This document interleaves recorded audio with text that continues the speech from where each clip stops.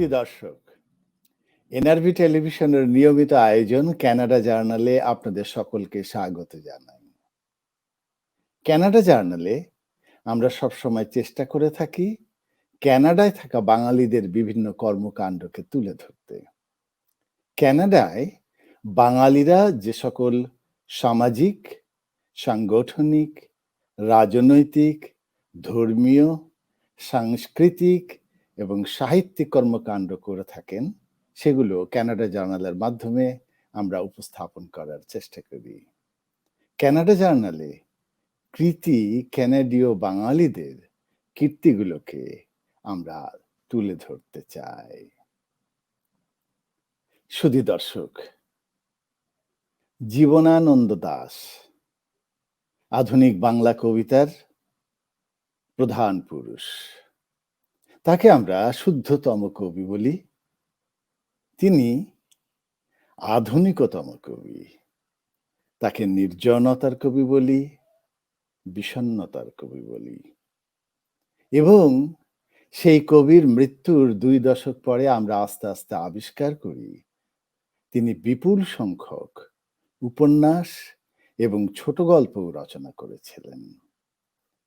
এই কবি জীবনানন্দ দাশ 1899 সালের 17 ফেব্রুয়ারি জন্মগ্রহণ করেন এবং অত্যন্ত মর্মান্তিকভাবে 1954 সালের 22 অক্টোবর ট্রাম দুর্ঘটনায় মৃত্যুবরণ করেন। তার মৃত্যু দিবসকে সামনে রেখে কানাডা জার্নালের আজকের আয়োজন অমর জীবনানন্দ। সুধী দর্শক, আজকে এই মহান কবিকে নিয়ে কথা বলতে আমাদের সাথে যুক্ত হয়েছেন 3 বিশিষ্ট জন। আমরা আমাদের অতিথিদের সাথে এখন আপনাদের পরিচয় করিয়ে দেব। আমাদের সাথে যুক্ত হয়েছেন কবি, প্রাবন্ধিক, অধ্যাপক কামরুল ইসলাম। সবাইকে শুভ সকাল। এনআরবি টিভিতে যারা আজকের এই অনুষ্ঠান দেখছেন অমর জীবনানন্দ, সবাইকে স্বাগত। শুধু দর্শক জানিয়ে রাখতে চাই তিনি কামরুল ইসলাম ইংরেজি সাহিত্যের ছাত্র ছিলেন, বর্তমানে ইংরেজি সাহিত্যের অধ্যাপক। তিনি নিয়মিত কাব্যচর্চা করে চলেছেন। তার বিপুল সংখ্যক গ্রন্থ রয়েছে কবিতার গ্রন্থ, রয়েছে গবেষণা গ্রন্থ। তার কয়েকটি গ্রন্থের নাম এমন: বিহঙ্গ খচিত লণ্ঠন, দীর্ঘশ্বাসের সারগাম, কবিতার স্বদেশ ও বিশ্ব। তার নির্বাচিত কবিতাও প্রকাশিত হয়েছে। কামরুল ইসলাম, আপনাকে আমাদের অনুষ্ঠানে স্বাগত জানাই। সুধী দর্শক, আমাদের সাথে আরো যুক্ত হয়েছেন বাংলাদেশ থেকে কবি ও সম্পাদক ওবায়েদ আকাশ। শুভেচ্ছা সবাইকে। সুধী দর্শক, ওবায়েদ আকাশ বর্তমান সময়ে বাংলাদেশের কাব্যধারায় এক গুরুত্বপূর্ণ কবি। তিনি বিপুল সংখ্যক কবিতা গ্রন্থ প্রকাশ করেছেন, পুরস্কৃত হয়েছেন। তিনি একই সাথে বাংলাদেশের গুরুত্বপূর্ণ প্রাচীনতম পত্রিকা, দৈনিক সংবাদের সাহিত্য বিভাগ, যেটির নাম সাহিত্য সাময়িকী, তার সংবাদ সাময়িকী তার সম্পাদক হিসেবে কাজ করছেন এবং তার গত কয়েক বছরে, হয়তো সময়টি 1 যুগ হয়ে যাবে, তার একটি গুরুত্বপূর্ণ কর্ম হচ্ছে তিনি শালুক নামে একটি 22 বছর, 1 যুগ না 22 বছর, 2 যুগ প্রায় তিনি শালুক প্রকাশ করে চলেছেন।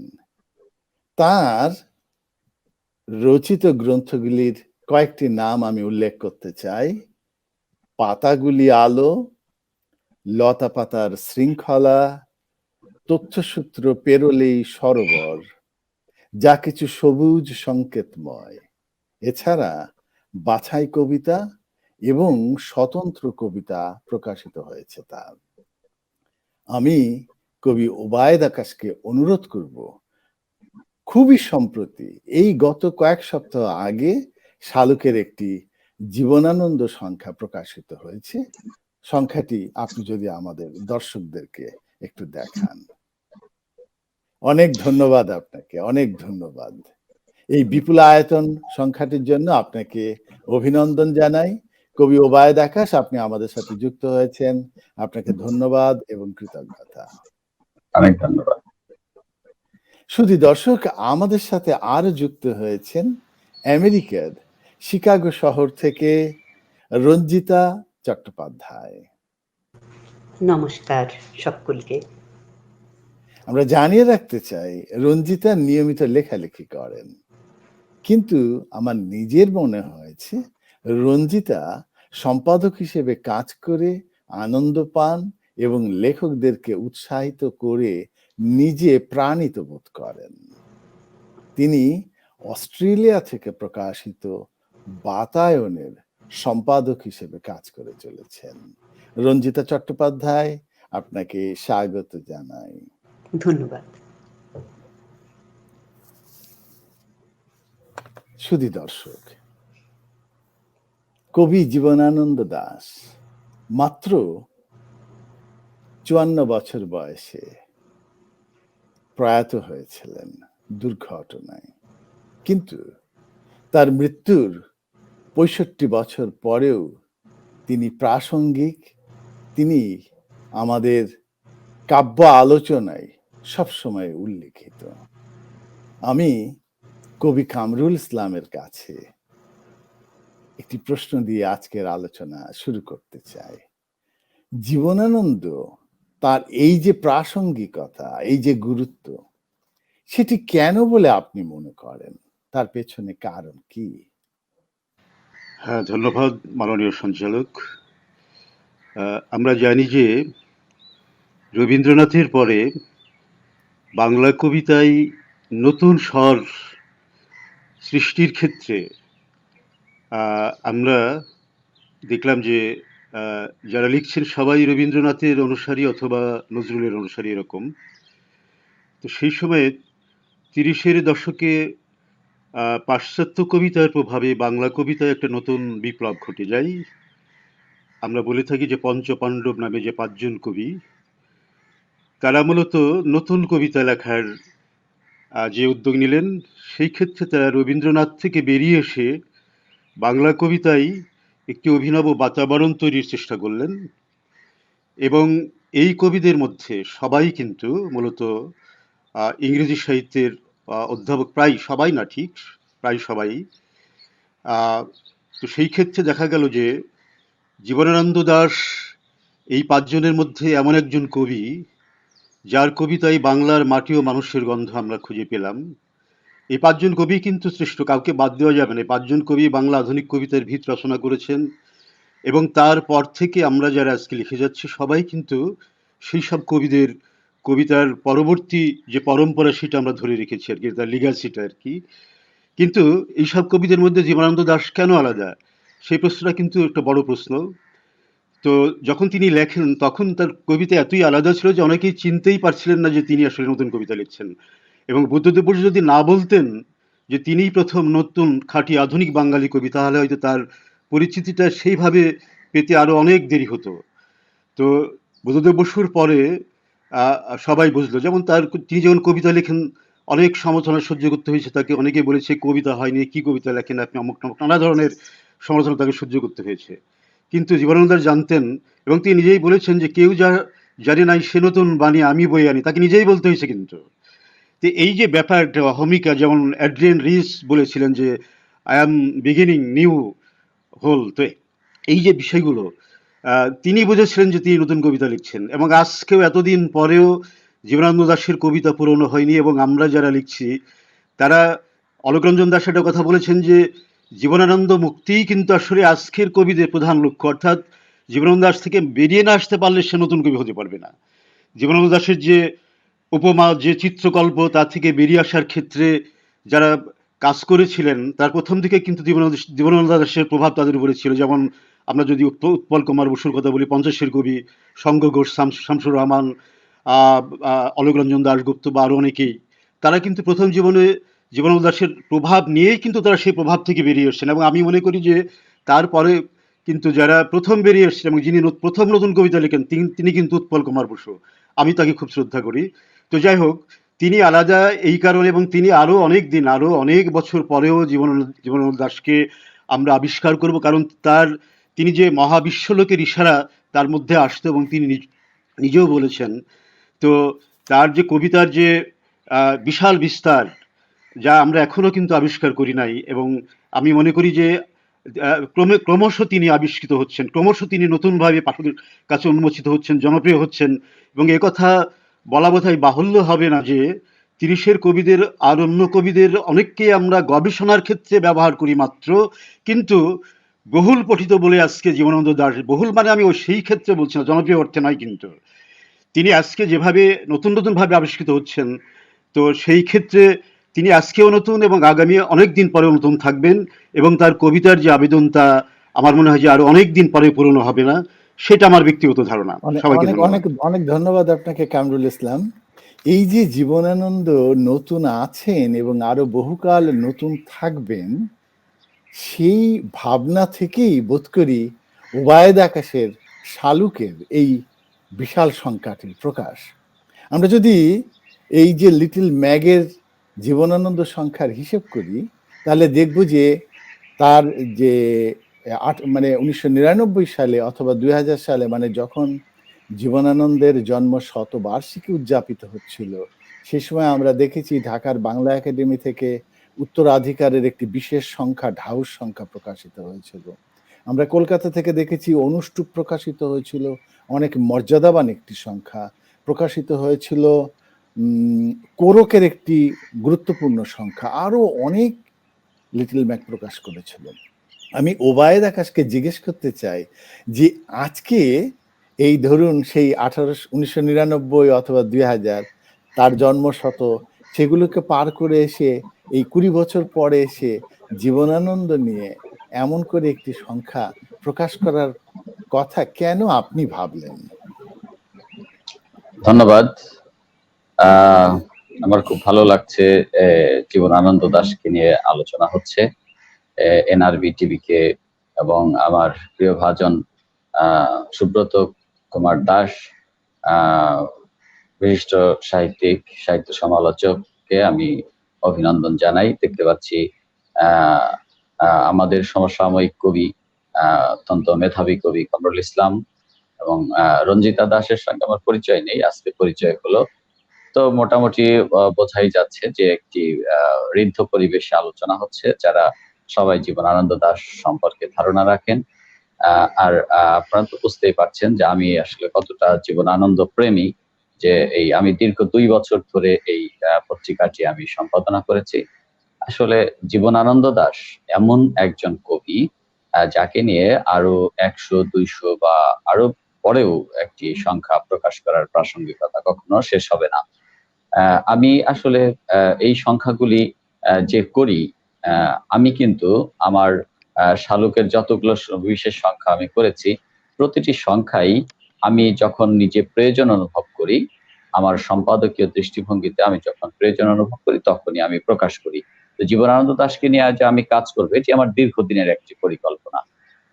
জীবনানন্দ দাশ আসলে এমন অসীম এবং এমন গভীরের একটি ব্যাপার যে যার গভীরতা আসলে কখনো শেষ হয় না, যার গভীরে প্রবেশ করতে করতে আমরা আরো গভীরে যাই।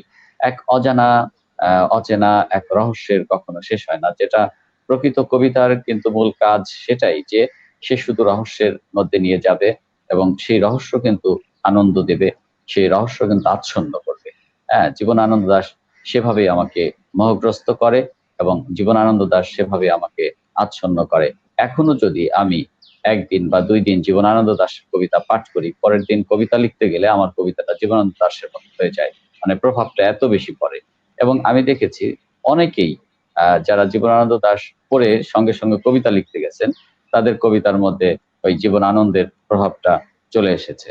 তো সেই কবি সবচেয়ে বড় কবি, যিনি নাকি প্রবলভাবে প্রভাবিত করেন, এবং জীবনানন্দ দাশ প্রভাবিত করেন না বা করেননি এমন কবি বোধহয় বাংলা ভাষায় খুব একটা নেই। ইভেন আজকে আপনি যদি যে শামসুর রহমানের কথা বলেন, তিনিও কিন্তু জীবনানন্দ প্রভাবিত কবি। যদি আপনি বিনয় মজুমদারের কথা বলেন, তিনিও জীবনানন্দ প্রভাবিত কবি, কিংবা শক্তি চট্টোপাধ্যায়ের কথা বলেন, জীবনানন্দ প্রভাবিত কবি। আসলে এখান থেকে বের হওয়াটা খুবই কঠিন একটা কাজ। আমি কেন এই সংখ্যাটি করলাম? আমি বলেছি যে আমি যেমন আমি ফেদেরিকো গার্সিয়া লোরকাকে নিয়ে সংখ্যা করেছি, আমি মার্কেসকে নিয়ে সংখ্যা করেছি, আমি মিথ নিয়ে সংখ্যা করেছি, আমি শহীদ কাজীকে নিয়ে সংখ্যা করেছি, আবুল হাসানকে নিয়ে সংখ্যা করেছি, শিকদার আমিনুল হককে নিয়ে সংখ্যা করেছি। এই কাজগুলি আসলে করি যে আমার ভালো লাগার জায়গা থেকে, যাদেরকে আমি অত্যন্ত কাছের কবি মনে করি, যাদেরকে বড় কবি মনে করি বা বড় লেখক মনে করি, বা যারা আমাকে প্রভাবিত করেন এবং যারা দীর্ঘদিন সাহিত্যে নেতৃত্ব দেবেন বলে মনে হয়েছে, আমি আসলে তাদের উপরে সংখ্যা করি। সেক্ষেত্রে জীবনানন্দ দাশ আরো অনেক আগেই প্রকাশিত হওয়া উচিত ছিল শালুকে, কিন্তু আমি একটু সময় নিয়েই করেছি। যে আসলে আমি তো বয়সে খুব একটা বড় না, আমি 24টি সংখ্যা করেছি। 1999 সাল থেকে আমি লিটল ম্যাগাজিন সম্পাদনা শুরু করি, এবং আমি কিন্তু লেখালেখির পাশাপাশি মনে করি যে কবিতা লেখা যতটা সৃজনশীলতা, সম্পাদনা তার চেয়ে মোটেও কম সৃজনশীল ব্যাপার নয়। এবং সম্পাদনা, আমি কবিতা লেখার পাশাপাশি সম্পাদনা করতে খুবই ভালোবাসি, পছন্দ করি, এবং কাকতালীয় ভাবে আমার পেশাগত জীবনেও ওই সাহিত্য সম্পাদনার বিষয়টা চলে এসেছে। আমি অনেক নিন্দিত হই, আমি অনেক সমালোচিত হই, অনেক বকাবকি শুনি, কিন্তু তাতে আমার কিছু এসে যায় না। আমি কাজটা করে আনন্দ পাই। আমি মনে করি যে আমি যদি এই কাজটা না করতাম, অন্য কারো হাতে গেলে হয়তো এই কাজটা সঠিকভাবে হতো না। হয়তো এটা আমার দৃষ্টিভঙ্গি, হয়তো আমার চেয়ে ভালো হতো, এটাও হতে পারে। কিন্তু মানে আমি মনে করি আমি সুযোগটা পেয়েছি, আমি এটাকে কাজে লাগাই। এবং আপনারা খেয়াল করবেন, শালুকের প্রতিটি সংখ্যা এবং সংবাদের প্রতিটি সাহিত্য সাময়িকী এতটা সুসম্পাদিত ভাবে আমি করার চেষ্টা করি যে আমার আসলে ভেতরের ভালোবাসাটুকু কাজ না করলে এটি সম্ভব হতো না। আমি কারোর সঙ্গে তুলনা করতে চাই না, তবে আমি যে সংখ্যাটি করি, যেমন সংবাদী বলেন আর শালুকি বলেন, A to Z প্রতিটি লেখা 2-3 বার করে আমি পাঠ করি। এবং এই যে আমি কিছুদিন আগেও একটি ব্যাপারে একটি বিতর্কের সৃষ্টি করেছিলাম, যে সেটাই হচ্ছে যে আজকালকার অনেক বিখ্যাত লেখককেও আমি চিনি যারা নাকি উদ্ধৃতিটি ব্যবহার করতে পারেন না। একজন লেখকের একটা উদ্ধৃতি ব্যবহার করবেন, সেখানে 4টা-5টা ভুল থাকে, মনে যা আসে তাই লিখে দেন। কিন্তু উদ্ধৃতি যে হুবহু ব্যবহার করতে হয় এবং বানান রীতিও যে তাই রাখতে হয়, এবং পুরোটাই যে তার দাড়ি, কমা, সেমিকোলন প্রত্যেকটা জিনিস যে একেবারে হুবহু রাখতে হয়, এই জিনিসটাই অনেকে জানে না। অনেক বিখ্যাত লেখক, অনেক বড় বড় লেখক এবং খ্যাতিমান এবং আলোচিত সমালোচিত লেখককেও আমি দেখেছি তারা এইসব জায়গায় এই অনেক খুবই অনেক ধন্যবাদ আপনাকে ওবায়দা হ্যাঁ, আকলিস। এটা পারেন আপনি না। আমি সেই জায়গাটা খুব করে করার অনেক চেষ্টা করি ধন্যবাদ। আরকি। আর আপনাকে আমি আবারও ধন্যবাদ। অভিনন্দন জানাবো যে এই শিওর, যে শিওর। শালুকের এমন একটি সংখ্যা আপনি প্রকাশ করেছেন। আমি যদি শুধু ছবি দেখেছি, মাত্র সূচিপত্র দেখেছি, নিশ্চয়ই খুব হুম, দ্রুতই আমার হাতেও চলে আসবে। কারণ নিশ্চয়ই, শালুকের নিশ্চয়ই। শালুকের অনেক সংখ্যাতে আমার নিজেরও লেখার সুযোগ হয়েছে। নিজের লেখা আছে। আমার হ্যাঁ, কাছে কপিও আছে অনেকগুলো। আছে। অনেক ধন্যবাদ এবং অভিনন্দন। আমি দর্শকদের পক্ষ থেকেও অভিনন্দন জানাই শুভেচ্ছা। আপনাকে, এবং আপনাকে আমাদের দর্শকরা, শ্রোতা যারা দেখছেন এখন কমেন্ট করছেন, তারা ইতিমধ্যে অভিনন্দন জানাচ্ছেন। সেগুলো আমি পরে শোনাবো। আমরা একটু রঞ্জিতার কাছে চলে যাই। রঞ্জিতা, আপনি শিকাগোতে আছেন এবং আপনি এই যে অস্ট্রেলিয়া থেকে প্রকাশিত একটি সাহিত্য পত্রিকা বাতায়নের সম্পাদক হিসেবে যে কাজ করেন, এই যে কাজ সম্পাদক হিসেবে এবং নিজের লেখালেখি এবং দীর্ঘকাল প্রবাসে থাকা, সেই জায়গাটাতে জীবনানন্দ কেমন করে আপনার জীবনে আসে? মানে জীবনানন্দ নিয়ে আপনার ভাবনা যদি একটু বলেন। আসলে আহ, কামরুল ভাই এবং ওবেদ ভাই যা বললেন এবং আপনিও শুরুতে যা বললেন, জীবনানন্দের প্রভাব তো শেষ হয়ে যায়নি। বাংলা সাহিত্য এবং বাংলা কবিতা পড়লে জীবনানন্দ বারে বারেই ঘুরে ফিরে আসেন। জীবনানন্দের প্রভাব আহ, বহু কবির মধ্যে রয়েছে। ওনার সৃষ্টি যবে থেকে উনি শুরু করেছিলেন তারপর থেকে বহু দশক পেরিয়ে গেছে, কিন্তু এখনো যেসব বাংলা কবি বাংলা ভাষায় কবিতা লিখে চলেছেন তাদের মধ্যে জীবনানন্দের বিনির্মাণ হয়েই চলেছে। কাজেই বাংলা সাহিত্যের চর্চা করতে গেলে বা বাংলা কবিতা পড়তে গেলে জীবনানন্দকে বাদ দিয়ে তো হয় না। জীবনানন্দ থাকবেন, আছেনও। সেই রূপসী বাংলা কবে আমরা ছেড়ে চলে এসেছি, কিন্তু আবার আসিব ফিরে ধানসিঁড়িটির তীরে, এই পংক্তি ঘুরে ফিরে অবচেতনে কাজ করে না এমন বাঙালি কজন আছে বলুন? আমরা যেখানেই থাকি, প্রবাসেই থাকি, দেশেই থাকি, আম, এই যে অপূর্ব চিত্রকল্প, এই যে ওনার অসাধারণ কাব্য রূপময়তা, যে ব্যাপারটা, এটা বারে বারে আহ, বিভিন্ন কবির বিভিন্ন লেখায় ফুটে উঠেছে এবং ওনার কিছু কিছু শব্দ একেবারে অমর হয়ে আছে। অনন্ত নক্ষত্র বিথি, শক্তি চট্টোপাধ্যায়ের কবিতায় এসেছে সেই শব্দ। বহুজন বই লিখেছেন সেই নামে। কাজেই জীবনানন্দকে তো বাদ দেওয়া চলে না কোনো। অনেক অনেক ধন্যবাদ রঞ্জিতা। আজকে রঞ্জিতার এই কথা শুনে আমার একটি বিষয় মনে হচ্ছে, যেটি আমি বলতে চাই, আমাদের শ্রোতাদের সাথে সহভাগ করতে চাই। সেটি হচ্ছে, আমি সবসময় বলি যে আমাদের এই অনুষ্ঠান, আমাদের যারা অতিথি তাদের যেমন ভূমিকা থাকে অনুষ্ঠানে, তেমনি আমাদের দর্শকদের ভূমিকা থাকে। এবং আমি নিজে একজন সামান্য উপস্থাপক হিসেবে প্রতিনিয়তই এই অনুষ্ঠানের ভেতর দিয়ে আমি ঋদ্ধ হতে থাকি। সেটা এই জন্য আজকে উল্লেখ করছি, রঞ্জিতা যে বললেন আবার আসিব ফিরে ধানসিঁড়িটির তীরে, এটিকে আমি এতদিন অন্যভাবে দেখতাম। আজকে আমার মনে হলো যেন জীবনানন্দ একজন প্রবাসীর মনের কথায় বলে দিচ্ছেন। আমার খুব ভালো লাগছে। অনেক ধন্যবাদ রঞ্জিতা। আমরা আবার কামরুল ইসলামের কাছে আসব। কামরুল, আমরা যদি জীবনানন্দের কবিতা রচনার কথা বলি, তাহলে আমরা দেখেছি যে ওনার প্রথম কবিতা, সেই বর্ষা নামের কবিতাটি, বর্ষা আবাহন, সেটি 1919 সালে, মানে হচ্ছে তার বয়স যখন 20 বছর তখন প্রকাশিত হলো। এবং আরো 6-7 বছর পরে সেই নীলিমা কবিতাটি আসলো, যেটিকে আমরা বলে থাকি যে সেই কবিতা দিয়ে জীবনানন্দ আধুনিকতায় প্রবেশ করলেন, এমনটি বলা হয়ে থাকে। এবং তার প্রথম কাব্যগ্রন্থ আমরা পেয়েছি 1927 সালে, ঝরা পালক। আমি যদি একটু ক্রমটাকে বলি, বলার একটু দরকার আছে। এরপরে দেখুন, একদম প্রায় 7 বছর, 7 না 9 বছর পরে আসলো ধূসর পাণ্ডুলিপি 36-এ। এরও 6 বছর পরে আমরা দেখেছি বনলতা সেন এবং রূপসী বাংলা এবং বেলা অবেলা কালবেলা, সব কিন্তু চলে গেল তার মৃত্যুর পরে। এই যে জীবনানন্দ, তিনি আধুনিকতায় প্রবেশ করলেন এবং আধুনিক কবি হিসেবে নিজেকে তিনি নিয়োজিত রাখলেন। এবং আমার কেমন যেন মনে হয় তিনি নিজেই আধুনিকতার যে নির্মাণ করেছিলেন, সেটিকে বারবার ভেঙে ভেঙে নতুন নতুন জায়গায় তিনি পৌঁছতে থাকলেন। আমি আপনাকে অনুরোধ করবো, আপনি নিজে একজন কবি, আপনি নিজে একজন সাহিত্যের অধ্যাপক, যদি তার যে এই আধুনিকতার যে যাত্রা, সেই যাত্রাকে আপনি একটু বিশ্লেষণ করেন। হ্যাঁ, ধন্যবাদ বন্ধু সুব্রত কুমার দাস, বিশিষ্ট গবেষক, লেখক, এবং এখানে উপস্থিত আছেন আমার খুব কাছের বন্ধু এবং নব্বইয়ের সহযাত্রী, নব্বইয়ের অন্যতম বিশিষ্ট কবি ওবায়দ আকাশ, সম্পাদক শালুক এবং সংবাদের সাহিত্য সাময়িকীর সম্পাদক। উপস্থিত আছেন রঞ্জিতা চট্টোপাধ্যায়, বাতায়ন পত্রিকার সম্পাদক। সবাই খুব ভালো বলেছেন।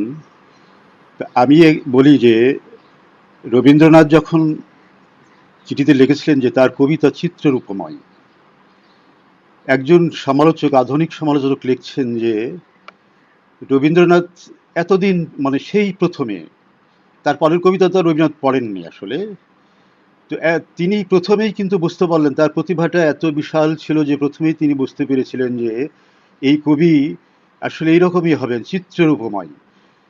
তিনি বলেছিলেন যে আসলে উপমা নয়, উপমাতেই কবিত্ব তিনি বলেছিলেন কিন্তু জীবনানন্দ দাশ।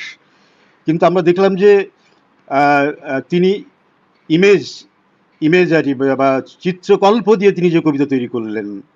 উৎপল কুমার বসু বলেছেন যে রবীন্দ্রনাথ মূলত কাহিনীর জন্য চিত্রকল্প এনেছেন কবিতায়। যেমন তার বধূ কবিতায় আমরা দেখি যে বামিতে মার শুধু সদাই করে ধুধু ডাহিনে বেনুবন হেলাই শাখা, এসব চিত্রকল্প কিন্তু কাহিনীর জন্য। এবং তিনি বলেছেন যে জীবনানন্দ দাশ আসলে চিত্রকল্প দিয়েই তিনি কবিতা লিখেছেন।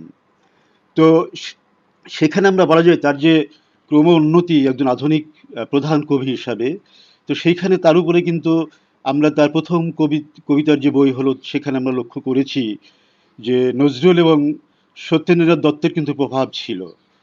ক্রমশ তিনি সেই প্রভাব কেটে উঠলেন এবং সবচেয়ে বড় কথা যে তিনি বুঝতেন যে কবিকে আলাদা হতে হয় তার ভাষায়, তার ভাবে, তার সব কিছুতে।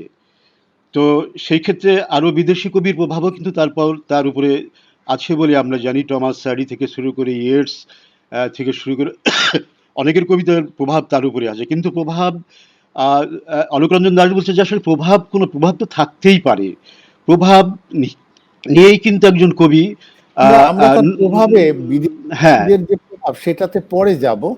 আচ্ছা আচ্ছা তিনি যে আধুনিক কবি হিসেবে যে হ্যাঁ দাঁড়ালেন এবং হ্যাঁ হ্যাঁ দৃঢ় হলেন, শক্তিমান হয়ে উঠলেন, ওই জায়গাটায় যদি আরো একটু কেন্দ্রীভূত হন তাহলে ভালো হয়। না আমি সেদিকে আসছি আর কি। তো তিনি মানে আমার যেটা মনে হয়েছে যে রবীন্দ্র উত্তর কবিতায় তিনি যে শব্দ ব্যবহার করলেন, তিনি যে ইমেজ ব্যবহার করলেন এবং তিনি যে নতুন আবহ ব্যবহার করলেন, সেইটা কিন্তু আসলে সবার থেকে তাকে আলাদা করে ফেলল। এবং আমরা জানি যে তার পরবর্তী কবিতার মধ্যে তিনি যে রহস্য সৃষ্টি করলেন, এবং আমার বন্ধু আকাশ বলেছে যে আসলে কবিতার যে রহস্য এবং সেই রহস্যের মধ্য দিয়ে তিনি এমনভাবে এগোতে লাগলেন, বাংলা কবিতায় কিন্তু আমরা তা আগে দেখি নাই। এবং সেই সময় বুদ্ধদেব বসু তিনি বললেন যে তিনি তার একটি কবিতা আমরা জানি সবাই, সে কবিতার যে একটি লাইন ছিল যে ফিরে এসো সুরঞ্জনা নক্ষত্রের রূপলি আগুন ভরা রাতে। তো তিনি বলছেন যে এই লাইনের কোনো অর্থ করার দরকার নেই, এরকম ভাবে আগে কেউ কিন্তু বলেনি যে ফিরে এসো সুরঞ্জনা নক্ষত্রের রূপলি আগুন ভরা রাতে। এবং তিনি বলছেন যে এই যে ফিরে এসো সুরঞ্জনা, এই ফিরে এসো সুরঞ্জনার মধ্যে যে হাহাকার, এই হাহাকারটুকুই কিন্তু আধুনিক কবিতার প্রাণ, এবং এই প্রাণটুকুকে ধরেই কিন্তু আমরা এগুতে চাই সামনের দিকে। তো তিনি পরবর্তী সময়ে যেটা বললেন যে নতুন কবিতা লেখার ক্ষেত্রে তিনি যে বাক্যকে ভাঙচুর করে, আমি একটা জিনিস সবসময় মনে করি কিন্তু যে একজন কবির যদি প্রধানতম কবি হতে হয়, আধুনিকতম কবি হতে হয়, তাহলে প্রত্যেকটা বাক্যকে কিন্তু বাক্যের সঙ্গে ফাইট করতে হবে তাকে, প্রত্যেকটা বাক্যকে ভাঙচুর করে নতুন নতুন করে সিনট্যাক্সকে ভেঙে নতুন সিনট্যাক্স কিন্তু তৈরি করতে হবে। আমরা কিন্তু তার কবিতায় দেখেছি রাবীন্দ্রিক যে আবাহ তার কবিতা থেকে তিনি পুরোপুরি মুক্ত হতে পেরেছিলেন। তার পরবর্তী কাব্যগুলোর মধ্যে আমরা যদি দেখি, তার পরবর্তী কবিতা যে আমরা দেখলাম যে সাতটি তারার তিমির, অথবা তারপরে যে কবিতাগুলো, বিশেষ করে সাতটি তারা তিমিরের মধ্যে তিনি একেবারে মৌলিক একজন কবি, মৌলিক আধুনিক কবি, তার মতো আর কেউ নয়। এবং তিনি বাংলা কবিতার একেবারে চর্যাপদ থেকে শুরু করে তার পর্যন্ত সমস্ত কবিকে অতিক্রম করে তিনি যে নতুন শব্দে, নতুন আবহে, ইভেন যেসব শব্দ মৃত শব্দ ছিল সেই শব্দকে তিনি জীবন্ত করে তুলেছেন, যেসব শব্দ ক্লিশে ছিল, যেগুলো কেউ ব্যবহার করতে চেত না। নক্ষত্র, যেমন আমার আগে বললেন রঞ্জিতা, যে নক্ষত্রকে যে নতুনভাবে ব্যবহার করা যায়, মৃত্যুকে কতভাবে তিনি নিয়ে এসছেন। মৃত্যু তো আগেও ছিল, কিন্তু জীবনানন্দ দাশ মৃত্যুকে এমনভাবে ব্যবহার করলেন যে দীপ্তি ত্রিপাঠী বলেছেন যে মৃত্যুকে এভাবে আর কেউ ব্যবহার করেননি। এই মৃত্যু আসলে কিন্তু কোনো মৃত্যু নয়, এই মৃত্যু অন্য একটা বিষয়, যেটা জীবনানন্দ দাশ বলেছেন আর কি। তো সুতরাং আর সবচেয়ে বড় কথা যে তিনি কবিতার ক্ষেত্রে সব সময় কিন্তু যেটা ভেবেছেন যে সারাক্ষণ তিনি কিন্তু কবিতার ঘোরের মধ্যে থাকতেন। বুদ্ধদেব বসু নিজেও বলেছেন যে একজন কবি কিন্তু সারাক্ষণ যদি কবিতার ঘোরের মধ্যে না থাকেন তাহলে কিন্তু সে বড় কবি হতে পারবেন না। তিনি সারাক্ষণই কবিতার ঘোরের মধ্যে থাকতেন এবং তিনি সারাক্ষণই কিন্তু একটা নির্মাণের মধ্যে থাকতেন। প্রকৃত কবিকে সেইটাই করতে হয়। এবং ৩০-এর দশকের রবীন্দ্রনাথের বিরুদ্ধে যে বিদ্রোহ, আসলে ওই বিদ্রোহ তো কি, বিদ্রোহ তো মূলত রবীন্দ্রনাথকে গুরু মেনেই, তারা পরে বলেছে সবাই যে রবীন্দ্রনাথকে গুরু মেনেই কিন্তু এই বিদ্রোহ। কারণ তারা দেখছেন যে রবীন্দ্রনাথ একটা বিশাল জগৎ সৃষ্টি করে ফেলেছেন, সেই জগৎ থেকে তিনি বেরোতে পারছেন না। তার যে সাম্রাজ্য, সেই সাম্রাজ্যকে তিনি ত্যাগ করতে পারছেন না। ১৯৩৮ সালে তিনি বুদ্ধদেব বসুকে লিখলেনও যে তোমরা যে ব্যবসা করছো, সেই ব্যবসা চালিয়ে যাও, আমি তো তোমাদের দলে ভিড়তে পারছি না, তাই না? ভিড় সম্ভব না, কারণ কারণ তিনি তো ওই দশকের কবি না, তিনি তো তার আগের অনেক আগের কবি। তার পক্ষে 30-এর দশকের আধুনিক কবি হওয়া সম্ভব না। আমরা তাকে রবীন্দ্রনাথকে মূল্যায়ন করবো অন্যভাবে, তাই না? আচ্ছা, তাহলে আমি কামরুল ইসলাম, আমি হুম, আপনার কাছ থেকে একটু সরে একটু হ্যাঁ, ওবায়েদের কাছে যদি আসি। ওবায়েদ, আচ্ছা, এই যে জীবনানন্দের যে এই যে আধুনিকতা, এবং এই আধুনিকতাটা কিন্তু আমরা প্রকৃতপক্ষে দেখি মানে বিভিন্নভাবে তার ভাষা প্রয়োগে, তার শব্দ নির্মাণে, ব্যবহারে, একই সাথে তার বিষয়ে। কিন্তু শুধুমাত্র যদি ভাষাটি হয় আধুনিক, কিন্তু বিষয় যদি প্রাচীন হয়ে যায়, তাহলে তো আধুনিক হবে না। এই যে আপনি নিজে একজন আধুনিক কবি, এবং বর্তমান সময়ে অনেকেই বলে থাকেন যে কবি ওবায়দ আকাশ নিজে একটি কাব্য ভাষা নির্মাণ করেছেন। সেই দৃষ্টিকোণ থেকে আপনি জীবনানন্দের যে আধুনিকতা, তা নিয়ে যদি আপনার মূল্যায়নকে একটু আমাদের জন্য উপস্থাপন করেন। ধন্যবাদ। আসলে আধুনিকতা ব্যাপারটা কিন্তু আপেক্ষিক। আমি বলবো সমসাময়িকতা। আমি আধুনিকতা বলতে চাই না, আমি বলবো কন্টেম্পোরারি কবি হচ্ছেন জীবনানন্দ দাশ, বা যিনি আমাকে আচ্ছন্ন করেন তারা সবাই কন্টেম্পোরারি। যেহেতু আমি এই সময়ের একজন মানুষ, এই সময়ের একজন পাঠক, এই সময়ের একজন লেখক, লেখালেখি করি, এবং এই সময়ের একজন সাহিত্যকর্মী, সম্পাদনার সঙ্গেও আমি জড়িত। তো জীবনানন্দ দাশ আসলে প্রতিটি মানুষ কিন্তু যখন আবির্ভূত হচ্ছে, বা প্রতিটি সৃজনশীল ব্যক্তি বা প্রতিটি স্রষ্টা যখন আবির্ভূত হচ্ছে, সে কিন্তু শুধু এসেই নতুনত্বকে গ্রহণ করছে না, তার ভিতরেও কিন্তু নতুনত্ব সে নিয়ে আসছে, বহন করে আসছে। তার সঙ্গে কিন্তু আমার মিলবে না, বা তার সঙ্গে অন্য কারো মিলবে না। সে যেটা দেখবে, আমি একজন তার অগ্রজ হিসেবে যেভাবে দেখবো, সে কিন্তু সেটাকে ওভাবে দেখবে না। আমার মধ্যে রয়েছে অনেক প্রভাব, অনেক অভিজ্ঞতা রয়েছে, অনেক দেখার বিষয় রয়েছে, অনেক অতীত এসে আমার মধ্যে ভর করবে, কিন্তু সে কিন্তু সেগুলো থেকে মুক্ত। সুতরাং তার মধ্যে যে সমসাময়িকতা কাজ করবে, সেটা আমার মধ্যে করবে না। জীবনানন্দ দাশ এমনই একজন কবি যিনি নাকি নিজেকে প্রস্তুত করার ক্ষেত্রে সবচেয়ে বেশি, সর্বাধিক পরিশ্রম করেছেন। এবং তার যে বিহারী লালের প্রভাব বলেন, বা সত্যেন্দ্রনাথের প্রভাব বলেন, বা নজরুলের প্রভাব বলেন, এগুলো থেকে কিন্তু বের হয়ে আসাটা, আমরা বলবো না যেটা জীবনানন্দ দাশ এমনি এমনি এটা পেরেছেন। জীবনানন্দ দাশ প্রচুর পাঠ করেছেন, প্রচুর লেখালেখি করেছেন, অনেক অভিজ্ঞতা তার আছে, এবং সারাক্ষণই সাহিত্য পাঠের ভিতর দিয়ে তিনি গেছেন। এবং তিনি কিন্তু 30-এর দশকটা কিন্তু তিনি শুধু বেশি বেশি করে গদ্য লিখেছেন, কিন্তু কবিতায় পূর্ণতা এসেছে কিন্তু তার আরো পরে। যে কারণে এই সময়টায় তিনি পাঠ করেছেন এবং নিজে প্রস্তুতি নিয়েছেন, এবং তিনি এমন একটি ভাষা রপ্ত করেছেন, এমন একটি মানুষের চেতনাকে ছোবার এমন একটি কৌশল তিনি রপ্ত করেছেন, যেটি নাকি আরো দীর্ঘকাল আমাকে যেমন আচ্ছন্ন করে, আমার সন্তানকেও করবে, আমার বা তার পরের প্রজন্মকেও করবে। এটার পূর্বাভাস কিন্তু আমরা পাই, এবং চারদিকে যেভাবে কাজ হচ্ছে, এবং মাত্র 54 বছর বয়সে একজন কবি যে এত বিপুল পরিমাণ কবিতা, এবং তার মধ্যে স্বাতন্ত্র্য, এবং প্রতিটি গ্রন্থ থেকে প্রতিটি গ্রন্থে জীবনানন্দ দাশ আলাদা। আজকে 8 বছর আগের একদিন, বা বোধ, বা আপনি যদি বেলা অবেলা কালবেলার কথা বলেন, বা মহাপৃথিবীর কথা বলেন, জীবনানন্দ দাশ কিন্তু, অনেকেই বলেন যে জীবনানন্দ দাশ সমসাময়িক বিষয়কে সরাসরি প্রত্যক্ষ করতে পারেননি, বা সরাসরি তার কবিতায় নিয়ে আসতে পারেননি, কিন্তু আমি সেটা মনে করি না। জীবনানন্দ দাশ অবশ্যই সমসাময়িক, এবং দ্বিতীয় বিশ্বযুদ্ধ তার মধ্যে কিন্তু ব্যাপকভাবে, বিশেষ করে মহাপৃথিবীর মধ্যে, যে দ্বিতীয় বিশ্বযুদ্ধের মধ্যে যে হত্যা, এবং দ্বিতীয় বিশ্বযুদ্ধের মধ্যে যে অবিচার, অনাচার, এবং যে ভোগ দখলের যে একটা প্রবণতা, সেটি কিন্তু এসেছে। সুতরাং আমি বলবো যে জীবনানন্দ দাশ অনেক প্রস্তুতি নিয়ে, অনেক পড়াশোনা করে, এবং তার চারপাশকে দেখে, এবং ইউরোপীয় সাহিত্য, ইংরেজি সাহিত্যের সঙ্গে সম্পূর্ণ এই বাঙালি ঐতিহ্য, বাঙালি চেতনা, এবং এই বাংলা ভাষার যে স্থায়িত্ব, বা বাংলা ভাষার যে গৌরব, তাকে তিনি সমন্বয় করতে পেরেছিলেন। যে কারণে জীবনানন্দ দাশ এখনো পর্যন্ত আমাদের ক্ষুধা নিবৃত্ত করে, এবং আরো দীর্ঘকাল পর্যন্ত আমার সন্তান এবং আমার উত্তর প্রজন্মের ক্ষুধা নিবৃত্ত করবে, এবং তিনি সমসাময়িক থাকবেন, এবং তিনি, আমি মনে করি, আরো দীর্ঘকালের জন্য তিনি কন্টেম্পোরারি একজন কবি।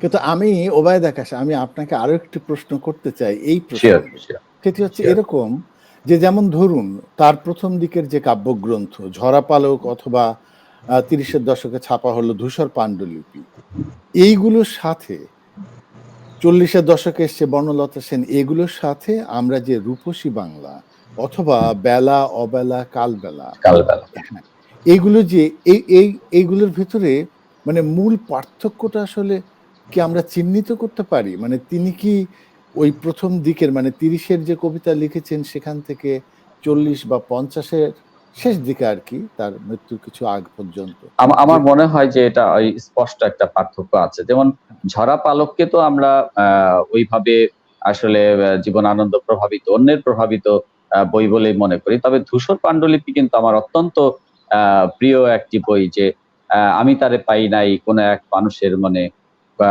কোন এক মানুষের মনে, কোন এক মানুষের তরে যে জিনিস বেঁচে থাকে হৃদয়ের গভীর গহ্বরে। এত সুন্দর করে যে এই কথাটা বলা যায়, সেটি কিন্তু আমরা ধূসর পাণ্ডুলিপিতে পাই। আবার আমি যদি পেছনে চলে যাই, বেলা বা বনলতা সেনে যদি আমি চলে যাই, বনলতা সেন কি শুধুই একটি কবিতা, নাকি বনলতা সেন একটি ইতিহাস, নাকি বনলতা সেন একটি ঐতিহ্যের অনুসন্ধানী কোনো পরিব্রাজক বা পর্যটকের জীবনপঞ্জি, না কি আসলে বনলতা সেন এই যে হাজার বছর ধরে পথ হাঁটা, এবং এই যে মানবী হিসাবে যাকে উপস্থাপন করা হয়, যে বনলতা সেন আসলে কি সে কোনো মানবী, নাকি ক্ষণিকের কোনো সুখ, নাকি ক্ষণিক তার খ্যাতি, এটি কি তার খ্যাতির জন্য এই আকাঙ্ক্ষা, নাকি তার সে কি খ্যাতিকে বুঝিয়েছে যে এই খ্যাতিটুকু আমাকে শান্তি দিয়েছে, বা এই নারী আমাকে শান্তি দিয়েছে, বা এই সুখ আমাকে শান্তি দিয়েছে। এত সিম্বলিক, এত বেশি জায়গা দখল করেছে এই বনলতা সেন কবিতাটি, অথচ এটি কিন্তু একটি ন্যারেটিভ কবিতা। এখানে চিত্রকল্পের আপনি যতটা না আধিক্য, তার চেয়ে বেশি বর্ণনা। এটি কিন্তু একটা ন্যারেটিভ কবিতা। কিন্তু যে রবীন্দ্রনাথ কিন্তু এই এই ন্যারেটিভ কবিতাকে আধুনিক কবিতার জন্য খুব একটি ক্ষতিকর দিক হিসেবে উল্লেখ করেছেন। কিন্তু একটি বনলতা সেন কবিতা বা একটি বনলতা সেন কাব্যগ্রন্থ কিন্তু আমাদের কবিতাকে একটি নতুন পথের দিশা দেয়। যে কারণে জীবনানন্দ দাশ নিজেই বলেছেন, কবিতা বিভিন্ন রকম।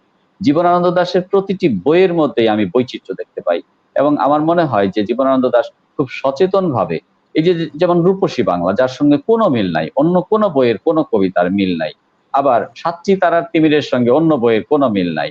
কিন্তু দেখা যায় যে তিনি যতটা যে যখনই কাজ করছেন তখন গভীরে যাচ্ছেন, ডিটেইলে যাচ্ছেন। যেতে যেতে তার যে ওই যে নিজেরই মজ্জাদোষে হতেছে আলাদা, তিনি কিন্তু তার মজ্জাদোষে তিনি আলাদা হয়ে যাচ্ছেন, এবং এই মজ্জাদোষগুলি বারবার ঘুরে ফিরে তার কবিতার মধ্যে আসছে। এবং এই ক্রিয়াপদের যে সংক্ষিপ্তকরণ, হ্যাঁ, এই যে হতেছি আলাদা বললাম, এই যে হতেছি শব্দটা, এই যে হতেছি ক্রিয়াপদকে এইভাবে সংক্ষিপ্তকরণ, এটি কিন্তু একটা সাহসের কাজ।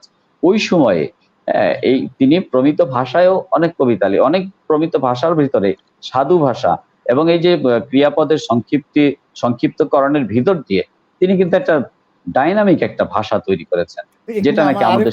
আচ্ছা, আমার আরেকটু শিওর কথা আছে। Sure sure. ধরুন জীবনানন্দের কবিতায় কিন্তু আমরা সেই আসিতেছে, যাইতেছে, ছড়াতেছে, হ্যাঁ, হ্যাঁ, কাটিতেছে ছড়াতেছি। এসবও কিন্তু পেয়েছি। হ্যাঁ, হ্যাঁ, হ্যাঁ, তাই না? পেয়েছি। তার মানে হ্যাঁ, হচ্ছে শিওর। তিনি কিন্তু নিজেই যেটি আপনি বলছিলেন যে তিনি কিন্তু নিজে আলাদা হয়ে যাচ্ছেন।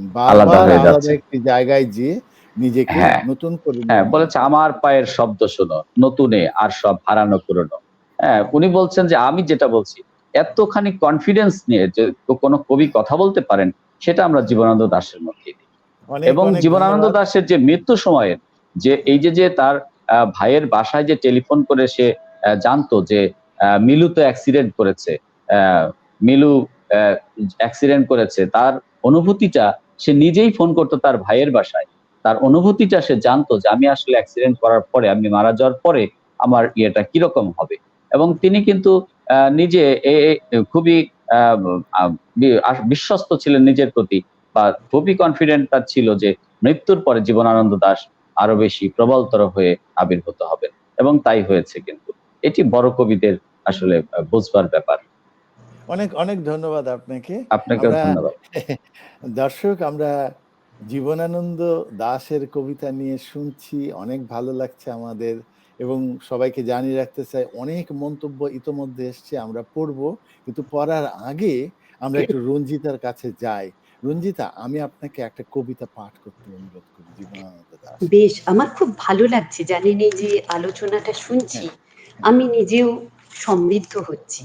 একটু আগে ওবায়দ ভাই বললেন যে বনলতা সেন, বনলতা সেন আসলে কি, এটা এই প্রশ্নটা আমার মনেও হয় যে বনলতা হ্যাঁ, সেন আসলে কি। বনলতা সেন হয়তো একটা অনুভবের নাম। আচ্ছা, বনলতা সেন হ্যাঁ, হাজার হ্যাঁ, হাজার বছর ধরে পথ চলতে থাকা মানুষের একটা আশ্রয়ের দোতনা। ঠিক তাই। শুধু বনলতা সেন কেন, পরবর্তীকালে অন্যান্য যেসব নায়িকারাও এসছেন জীবনানন্দের কবিতায় ঘুরে ফিরে, তারা মানুষ নায়িকা হয়ে রয়েছেন। তারা একটা যেন অনুভূতি, এবং এই যে প্রেমের অনুভূতি, এইটাই আবহমান, এবং এখানেই হয়তো জীবনানন্দের প্রাসঙ্গিকতা। বনলতা সেনের কথা যখন হলো, আমি ওই বনলতা সেন কাব্যগ্রন্থ থেকে একটি কবিতা পড়ছি। সুচেতনা। সুচেতনা, তুমি এক দূরতর দ্বীপ, বিকেলের নক্ষত্রের কাছে, সেইখানে দারুচিনি বনানীর ফাঁকে নির্জনতা আছে। এই পৃথিবীর রণরক্ত সফলতা সত্য, তবু শেষ সত্য নয়। কলকাতা একদিন কল্লোলিনী তিলোত্তমা হবে, তবুও তোমার কাছে আমার হৃদয়। আজকে অনেক রূঢ় রৌদ্রে ঘুরে প্রাণ, পৃথিবীর মানুষকে মানুষের মতো ভালোবাসা দিতে গিয়ে তবু দেখেছি আমারই হাতে হয়তো নিহত ভাই বোন বন্ধু পরিজন পড়ে আছে। পৃথিবীর গভীর গভীরতর অসুখ এখন, মানুষ তবুও ঋণী পৃথিবীরই কাছে। কেবলই জাহাজ এসে আমাদের বন্দরের রোদে দেখেছি ফসল নিয়ে উপনীত হয়। সেই শস্য অগণন মানুষের সব থেকে উৎসারিত স্বর্ণের বিস্ময়। আমাদের পিতা বুদ্ধ কনফুসিয়াসের মতো আমাদেরও প্রাণ মুখ করে রাখে, তবু চারিদিকে রক্তক্লান্ত কাজের আহ্বান। সুচেতনা, এই পথে আলো জেলে, এ পথেই পৃথিবীর ক্রমমুক্তি হবে। সে অনেক শতাব্দীর মনীষীর কাজ। এ বাতাস কি পরম সূর্যকরোজ্জ্বল, প্রায় ততদূর ভালো মানব সমাজ। আমাদের মতো ক্লান্ত ক্লান্তিহীন নাবিকের হাতে গড়ে দেব আজ নয়, ঢের দূর অন্তিম প্রভাতে। মাটি পৃথিবীর টানে মানব জন্মের পরে কখন এসেছি, না এলেই ভালো হতো অনুভব করে। এসে যে গভীরতর লাভ হলো সেসব বুঝেছি। শিশির শরীর ছুঁয়ে সমুজ্জ্বল ভরে দেখেছি যা হলো হবে মানুষের যা হবার নয়। শাশ্বত রাত্রির বুকে সকলই অনন্ত সূর্যোদয়। এই আবহমানতার কথা, শাশ্বত রাত্রির বুকে সকলই অনন্ত সূর্যোদয়। অনেক অনেক ধন্যবাদ পার আপনাকে। হয়ে যে আসার কথা, এটাই জীবনানন্দের কবিতার একটা অদ্ভুত উচ্চারণ। অনেক অনেক ধন্যবাদ আপনাকে। শুধু দর্শক, যেমনটি আমরা বারবার বলছিলাম যে আমাদের দর্শকদের মন্তব্য আমাদেরকে ঋদ্ধ করে, আমাদের অনুষ্ঠানকে পূর্ণতার দিকে নিয়ে যায়। আমি কয়েকজন বন্ধুর মন্তব্য একটু পড়ছি। আমাদের এই বাংলাদেশ কৃষি বিশ্ববিদ্যালয়ের প্রাক্তন অধ্যাপক অরুণ ভৌমিক, তিনি অনুষ্ঠান দেখছেন, জানিয়েছেন, অনেকেই দেখছেন সেটাই জানিয়েছেন, পরে মন্তব্য এসছে আরো। আমাদের সঙ্গীত শিল্পী বন্ধু শ্যামা সরকার, তিনি সবার শুভকামনা জানিয়েছেন। আমাদের লেখক এবং সংস্কৃতিকর্মী তাসমিনা খান, তিনি ওবায়দের কপি দেখে খুব মানে হতাশ, আমি কি বলবো, মানে প্রত্যাশা জ্ঞাপন করেছেন যে যদি এক কপি পেতাম।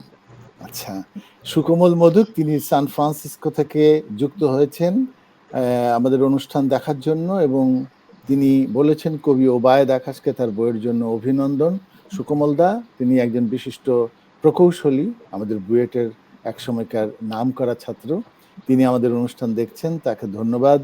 আমাদের বাংলাদেশ টেলিভিশনের এক সময়ের খ্যাতিমান সংবাদ পাঠিকা আসমা আহমদ, তিনি অনুষ্ঠান দেখছেন, আমরা বুঝতে পারছি। ভজন সরকার আমাদের লেখক বন্ধু টরন্টোর, তিনি অনুষ্ঠান দেখছেন।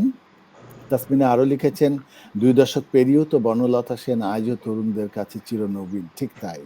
তানজিলা লাবণ্য, তিনি সবাইকে আন্তরিক শুভেচ্ছা অভিনন্দন জানিয়েছেন। কবি সিরাজ ইকবাল, আমাদের টরন্টোর বন্ধু, তিনি অনুষ্ঠান দেখছেন জানিয়েছেন। আমাদের বন্ধু সুজিত কুসুম পাল, তিনি লিখেছেন, অন্তর্গত বেদনার অনিরুদ্ধ ভাষায় কথা বলে যিনি স্রষ্টার অন্তর স্পর্শ করেছেন, তিনি জীবনানন্দ দাশ। ভাবতে ভালো লাগে যখন জানা যায় সোনালী ডানার চিল খ্যাত বাংলার কবি জীবনানন্দ দাশের সাহিত্যকর্মের উপর গবেষণা করে 1976 সালে শিকাগো বিশ্ববিদ্যালয় থেকে পিএইচডি ডিগ্রি অর্জন করেছেন আমেরিকান সাহিত্যিক ক্লিন্টন বি সিলি। খুবই গুরুত্বপূর্ণ একটি জায়গায় তিনি স্পর্শ করেছেন। শুধু দর্শক, যেহেতু সুজিত কুসুম পাল ক্লিন্টন বি সিলির বইটির কথা বলেছেন, আমি বইটি একটু দেখাবো। ক্লিন্টন বি সিলি কিন্তু শিকাগো বিশ্ববিদ্যালয়ে বাংলা পড়াতেন। আমার ধারণা যে তিনি এখন অবসর নিয়েছেন। এই গ্রন্থের নাম a poet apart, a literary biography of the Bengali poet Jibanananda Das. এবং আমরা আনন্দিত যে গ্রন্থটি গত ৩-৪ বছর আগে বাংলাদেশে বাংলায় অনুবাদিত হয়ে প্রকাশিত হয়েছে। অনেক ধন্যবাদ সুজিত কুসুম পাল আপনাকে। অসীম ভৌমিক, তিনি সবাইকে অগ্রিম শারদীয় শুভেচ্ছা জানিয়েছেন এবং আন্তরিক অভিনন্দন জানিয়েছেন। ঢাকা থেকে অধ্যাপক সালমা মুক্তা, তিনি লিখেছেন, আলোচনা থেকে ঋদ্ধ হচ্ছি।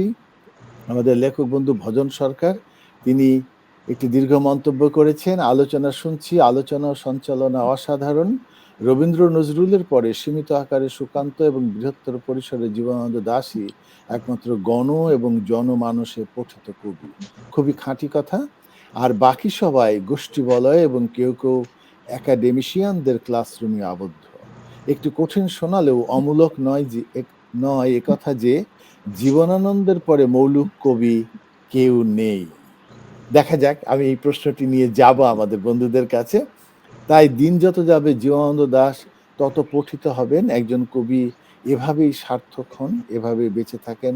যেমন কবি জীবনানন্দ দাশ আছেন, তার কবিতার মতোই, তোমার যেখানে স্বাদ চলে যাও, আমি এই বাংলার পারে রয়ে যাব। কবি কামরুল ইসলাম, যেমনটি ভজন সরকার বলছিলেন যে একমাত্র মানে উনি বলেছেন যে জীবনানন্দের পরে মৌলিক কবি আর কেউ নেই। খুব সংক্ষেপে কি এর উপর একটু মন্তব্য করা যায়? আমরা কি আর মৌলিক কবি পাইনি? অবশ্যই। আমি আমি ওনার কথার সঙ্গে একমত নই, এই কারণে যে যদি পার্টিকুলার কোনো কবিকে মৌলিক বলে আমরা থেমে যাই, তাহলে কিন্তু শিল্প সাহিত্যই থেমে যায় আসলে। আমরা তো আগেই বলেছি, আমি বলেছি, তার প্রভাব ছিল যে শামসুর রহমান থেকে শুরু করে শঙ্খ ঘোষ, উৎপল কুমার বসু, বিনয় মজুমদার, শক্তি চট্টোপাধ্যায়, সকলের উপরেই কিন্তু প্রভাব ছিল। কিন্তু সবাই কিন্তু সেই প্রভাব কেটে নিজের পথ মানে তৈরি যারাই করেছেন। পরবর্তীকালে হ্যাঁ, বড় হয়েছেন তারা জীবনানন্দের রাইট। প্রভাবকে অতিক্রম করে বড় করেই হয়েছেন। কিন্তু তারা নিজের পথ তৈরি করেছেন। এবং জয় গোস্বামী বলছেন, জয় গোস্বামীর একটা কথা বলি আমি, তিনি তার একটা আলোচনায় লিখেছেন যে আসলে উৎপল কুমার বসু তিনি বিভিন্ন সংকেত এবং ইশারার মধ্য দিয়ে ডানায় ভর দিয়ে উড়ে যাচ্ছেন এবং এত দ্রুত উড়ে যাচ্ছে এবং এত দূরে চলে গেছেন যে তাকে আগামী দিনের প্রজন্ম, জীবনানন্দ দাশ অবশ্যই প্রভাব সঞ্চারী কবি, উৎপল কুমার বসুও কিন্তু প্রভাব সঞ্চারী কবি, কিন্তু তিনি যে প্রবলভাবে প্রভাব সঞ্চারী কবি এটা আবিষ্কার করতে কিন্তু আমাদের সময় লাগবে। একটা কবি কিন্তু 1 বছর বা 5 বছরে আবিষ্কৃত হয়ে যান না, এই কথাটা আমাদের কিন্তু মনে রাখতে হবে। ঠিক সুতরাং তাই। জীবনানন্দ দাশের পরে আরো অনেক কবি আছেন যারা এখনো আবিষ্কৃত হয়নি, এবং আমি মনে করি যে আগামী দিনের প্রজন্ম অবশ্যই খুঁজে বের করবে যে কারা তার মতো প্রভাব সঞ্চার এবং কারা তার মতো বড় কবি এবং তার চেয়ে আলাদা। এটা অবশ্যই প্রমাণিত হয় আমি মনে করি। অনেক অনেক ধন্যবাদ আপনাকে। আমি রঞ্জিতার কাছে আবার একটু ফিরে আসব। রঞ্জিতা, আপনি একটি কবিতা আমাদের শুনিয়েছেন ইতিমধ্যে। আমি আপনার কাছ থেকে আরেকটি কবিতা শুনবো, ওই যে পেঁচা কবিতাটি। আপনি যদি একটু পেঁচা কবিতাটি পড়েন, আমার ধারণা যে আমরা কয়েকটি কবিতাকে একটু নির্বাচন করে রেখেছি যাতে আমাদের আলোচনাকে আরো কেন্দ্রীভূত করতে, গভীর নিয়ে যেতে সুবিধা হয়। হ্যাঁ, রঞ্জিতা। বেশ, আমি পেঁচা কবিতাটি হ্যাঁ। পাঠ করছি। ধূসর পাণ্ডুলিপি কাব্যগ্রন্থের অন্তর্গত। আসলে এটা একটা মাঠের গল্প বলে একটা কবিতা, তার 3টে ভাগ, মেঠো চাঁদ, পেঁচা 25 বছর পরে এরকম পেঁচা। প্রথম ফসল গেছে ঘরে, হেমন্তের মাঠে মাঠে ঝরে শুধু শিশিরের জল। অঘ্রাণের নদীটির শ্বাসে হিম হয়ে আসে বাঁশপাতা, মরা ঘাস, আকাশের তারা। বরফের মতো চাঁদ ঢালিছে ফোয়ারা। ধান খেতে মাঠে জমিছে ধোঁয়াটে ধারালো কুয়াশা। ঘরে গেছে চাষা, ঝিমাইছে এ পৃথিবী। তবু পাই টের, কার যেন দুটো চোখে নাই এ ঘুমের কোনো স্বাদ। হলুদ পাতার ভিড়ে বসে শিশিরে পালক ঘষে ঘষে, পাখার ছায়ায় শাখা ঢেকে ঘুম আর ঘুমন্তের ছবি দেখে দেখে, মেঠো চাঁদ আর মেঠো তারাদের সাথে জাগে একা অঘ্রাণের রাতে সেই পাখি। আজ মনে পড়ে সেদিনও এমনই গেছে ঘরে প্রথম ফসল। মাঠে মাঠে ঝরে এই শিশিরের সুর। কার্তিক কি অঘ্রাণের রাত্রির দুপুর। হলুদ পাতার ভিড়ে বসে শিশিরে পালক ঘষে ঘষে, পাখার ছায়ায় শাখা ঢেকে ঘুম আর ঘুমন্তের ছবি দেখে দেখে, মেঠো চাঁদ আর মেঠো তারাদের সাথে জেগেছিল অঘ্রাণের রাতে এই পাখি। নদীটির শ্বাসে সে রাতেও হিম হয়ে আসে বাঁশপাতা, মরা ঘাস, আকাশের তারা। বরফের মতো চাঁদ ঢালিছে ফোয়ারা। ধান খেতে মাঠে জমিছে ধোঁয়াটে ধারালো কুয়াশা। ঘরে গেছে চাষা, ঝিমাইছে এ পৃথিবী। তবু আমি পেয়েছি যে টের, কার যেন দুটো চোখে নাই এ ঘুমের কোনো স্বাদ। অনেক ধন্যবাদ আপনাকে। ওবায়দ আকাশ, আমি এই কবিতা নিয়ে আপনার কাছে আসবো এই কারণে যে দেখুন, আমরা কিন্তু প্রায়শই বলে থাকি যে জীবনানন্দের উপরে পশ্চিমা কবিতার খুব প্রভাব ছিল। অনেক কবি দ্বারা তিনি প্রভাবিত। তিনি ইংরেজি সাহিত্যের মানে ছাত্র ছিলেন, ইংরেজির অধ্যাপক ছিলেন।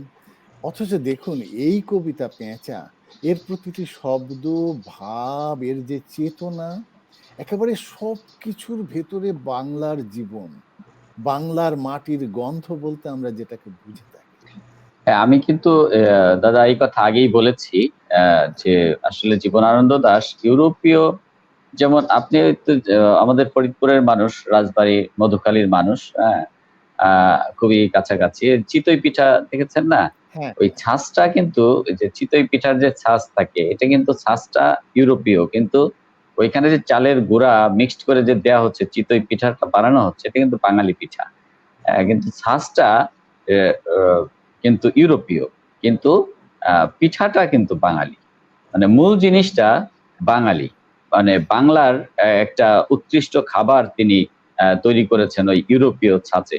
তো জীবনানন্দ এখানে যে পুরো কবিতাটার মধ্যে এই যে বেচা, কৃষক বা এই যে ফসলের মাঠ, এই যে যে বিষয়গুলো, এগুলি সবই আমাদের, বা সবই এত নিজস্ব করে জীবনানন্দ দাশ উপস্থাপন করেছেন। এটাই তো জীবনানন্দ দাশের কৃতিত্ব। এবং আমি একটা কথা কিন্তু কিছুদিন আগে একটি লেখার মধ্যে লিখেছি যে যদি যেমন ডাবলিন ডাবলিন শহর ধ্বংস হয়ে যদি যায়, তখন জেমস জয়েস বলেছেন যে ইউলিসিস পাঠ করে ডাবলিন শহর পুনর্নির্মাণ করা যাবে।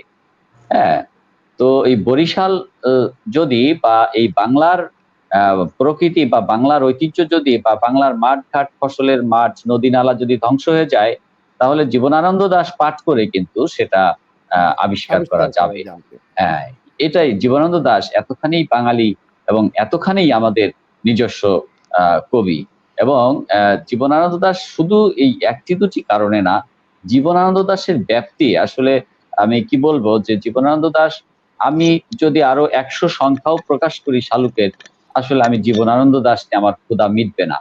আমি এই যে 2 বছর ধরে আমি 850 পৃষ্ঠা একটি সংখ্যা করেছি। 850 পৃষ্ঠা আমার সংখ্যা হয় না, বা এতটা লোড নিয়ে আমার পক্ষে খুব কঠিন হয়ে যায়।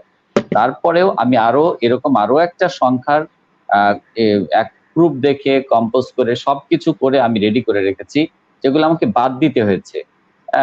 কিন্তু লেখাগুলি সবই কিন্তু উৎকৃষ্ট। আমি তারপরেও 850 পৃষ্ঠা করলাম এবং ওই সংখ্যাটাও আমি করবো, একটি সম্পূরক জীবনানন্দ দাশ সংখ্যাও আমি করব, যেহেতু লেখাগুলি খুবই ভালো। এবং আমি এইখানে চেষ্টা করেছি যে অপেক্ষাকৃত যারা তরুণ তাদের নতুন মূল্যায়নটাকে গুরুত্ব দেওয়ার জন্য। তো এই যে জীবনানন্দ দাশ শুধু আপনার এই প্রকৃতির কবি নয়, শুধুই মানুষের বিচ্ছিন্নতার কবি নয় বা মানুষের নিঃসঙ্গতার কবি নয়। জীবনানন্দ দাশ আসলে বৈশ্বিক প্রেক্ষাপটকে বা ইতিহাস অভিজ্ঞতা এবং জীবনানন্দ দাশের যে ইতিহাস চেতনা আপনারা দেখেন, যে ইতিহাসের যে উপাদানগুলি তিনি ব্যবহার করেছেন বা ঐতিহ্যের যে উপাদানগুলি তিনি ব্যবহার করেছেন, এরকম খুব কম সেই ব্যাবিলনে চলে যাচ্ছেন, সেই এশিরিয়া চলে যাচ্ছেন, মিশরে চলে যাচ্ছেন, সেই মানে কোথা থেকে যে কোথায় জীবনানন্দ দাশ একই কবিতায় ভ্রমণ করছেন, এটি কিন্তু একটা বিস্ময়কর ব্যাপার। এবং এই খেলার মাঠটা তিনি তার নিজের মধ্যে তৈরি করে নিয়েছেন অত্যন্ত সুকৌশলে, অত্যন্ত সচেতনতার সঙ্গে, অত্যন্ত গভীর পঠন পাঠন এবং তার মেধার চূড়ান্ত ব্যবহারের মাধ্যমে। এদিক দিয়ে আমরা জীবনানন্দ দাশকে বলবো যে তিনি অদ্বিতীয়, বাংলা ভাষার একজন অদ্বিতীয় কবি। আর আরেকটি কথা আমি একটু বলে যেতে চাই যে ভজন সরকার যেভাবে আসলে কথাটা বলেছেন, আমি ভজন দাকে চিনি। আমার মনে হয় যে তার মতো একজন মানুষের কাছে এই ধরনের বক্তব্য আমরা আশা করি না। তিনি এই যে কথাটা বললেন যে আর কেউ মৌলিক কবি নয়, আপনি জীবনানন্দ দাশ যে মৌলিক কবি, আপনি কি জীবদ্দশায় তাকে আবিষ্কার করতে পেরেছিলেন? ঠিক কেউ কি তাই। করেছেন আবিষ্কার? এই প্রশ্নটি ওবায়দ, করেননি আমি এই কিন্তু। জায়গাটাতে আমিও একটুখানি ভাবনা যোগ করব। যেমন হ্যাঁ, আমরা অনেকেই এবার যখন নোবেল পুরস্কার দেয়া হলো, আমাদের রঞ্জিতার দেশের কবিকে যখন নোবেল পুরস্কার দেওয়া হলো, আমাদের অনেক বন্ধু প্রশ্ন তুলেছেন ফেসবুকে যে নোবেল কমিটি জীবনানন্দ দাশকে আবিষ্কার করতে পারেনি, সেই নোবেল কমিটি কে কেন আমি গ্রাহ্য করবো ইত্যাদি। ঠিক আছে, কিন্তু এখানে আমার দুটি প্রশ্ন আছে। একটা হচ্ছে যে প্রথম কথা হলো যে আসলে তো সাহিত্য ইংরেজিতে অনুবাদ হওয়ার পরে সেটি নোবেলের জন্য রাইট, বিবেচনা রাইট, হওয়ার রাইট। কথা। এর বাইরে যেটি কথা সেটা হচ্ছে জীবনানন্দের জীবদ্দশায় আমরা তাকে কি আবিষ্কার করতে পেরেছিলাম? আপনি যেটা হ্যাঁ, বললেন, আমরা পারিনি তো কিন্তু। তাকে পারিনি। খুবই অনেক পরে। গুরুত্বপূর্ণ কথা। এটা আমরা এখন একটু মন্তব্যের দিকে যাই আস্তে, আস্তে। আরো অনেক মন্তব্য এসছে আমাদের টরন্টো উত্তর আমেরিকার লেখক বন্ধুরা আমাদের অনুষ্ঠান নিয়মিত দেখেন। এটি আমাদের অনেক বড় প্রাপ্তি। আমাদের লেখক কবি বন্ধু ননী গোপাল তিনি বলেছেন, জীবনানন্দের মধ্যে জন্ম নিয়েছিল ধানসিঁড়ি নদী, নীল হাওয়ার সমুদ্র, শব্দহীন জ্যোৎস্নারা। আর জন্মেছিল বনলতা সেন। কিন্তু কে এই বনলতা সেন? ওবায়দ আকাশ গভীরে গেছেন, আপনাকে ধন্যবাদ। আপনাকেও ধন্যবাদ ননী গোপাল দাদা, আপনি দেখছেন। আমাদের টরন্টোর আরেকজন বিশিষ্ট চিন্তক সাইদ জাদিদ তিনি বলেছেন, বুদ্ধদেব বসু জীবনানন্দকে বলেছিলেন শুদ্ধতম কবি, অন্যদিকে সুধীন্দ্রনাথ দত্ত জীবনানন্দকে কবি হিসেবে স্বীকারই করেন। এই হচ্ছে মানে সাহিত্য নিয়ে সবসময় এই বিষয়টি রয়ে গেছে। কাব্য সাহিত্য মূল্যায়নের এই যে দ্বৈধতা, এর কি কোনো সমাধানের সূত্র আছে? ওবায়দ, আপনি কি বলবেন এর কি কোনো সমাধানের সূত্র না, আছে? হ্যাঁ, আমি বলছি যে আসলে সুধীন দত্ত কিন্তু অনেক বড় কবি। হ্যাঁ, আবার হ্যাঁ, জীবনানন্দ দাশ অনেক বড় কবি, বুদ্ধদেব বসু অনেক বড় কবি। তো এই যে এই খেলাটা আছে বলেই কিন্তু আমরা আনন্দ পাই যে একজন একজনকে খারিজ করে দিচ্ছে, বাতিল করে দিচ্ছে, তার দর্শনটা আলাদা। আবার একজন আরেকজনকে গ্রহণ করছে। এবং এমনকি জীবনানন্দ দাশের প্রতি কিন্তু বুদ্ধদেব বসু একবার বিরক্ত হয়েছিলেন। এবং তার এই অতিরিক্ত নিঃসঙ্গতার কথা বলাকে তিনি ভালো চোখে দেখেননি। কিন্তু শেষ পর্যন্ত কিন্তু তিনি বলেছিলেন যে আসলেই প্রধানতম কবি হচ্ছে, আধুনিক কবিতার প্রধানতম কবি হচ্ছে জীবনানন্দ দাশ।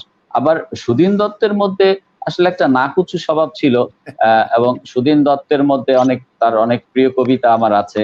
এবং সুধীন দত্তরা ওই সময়ে একটি প্রভাব বিস্তার করতে পেরেছিলেন।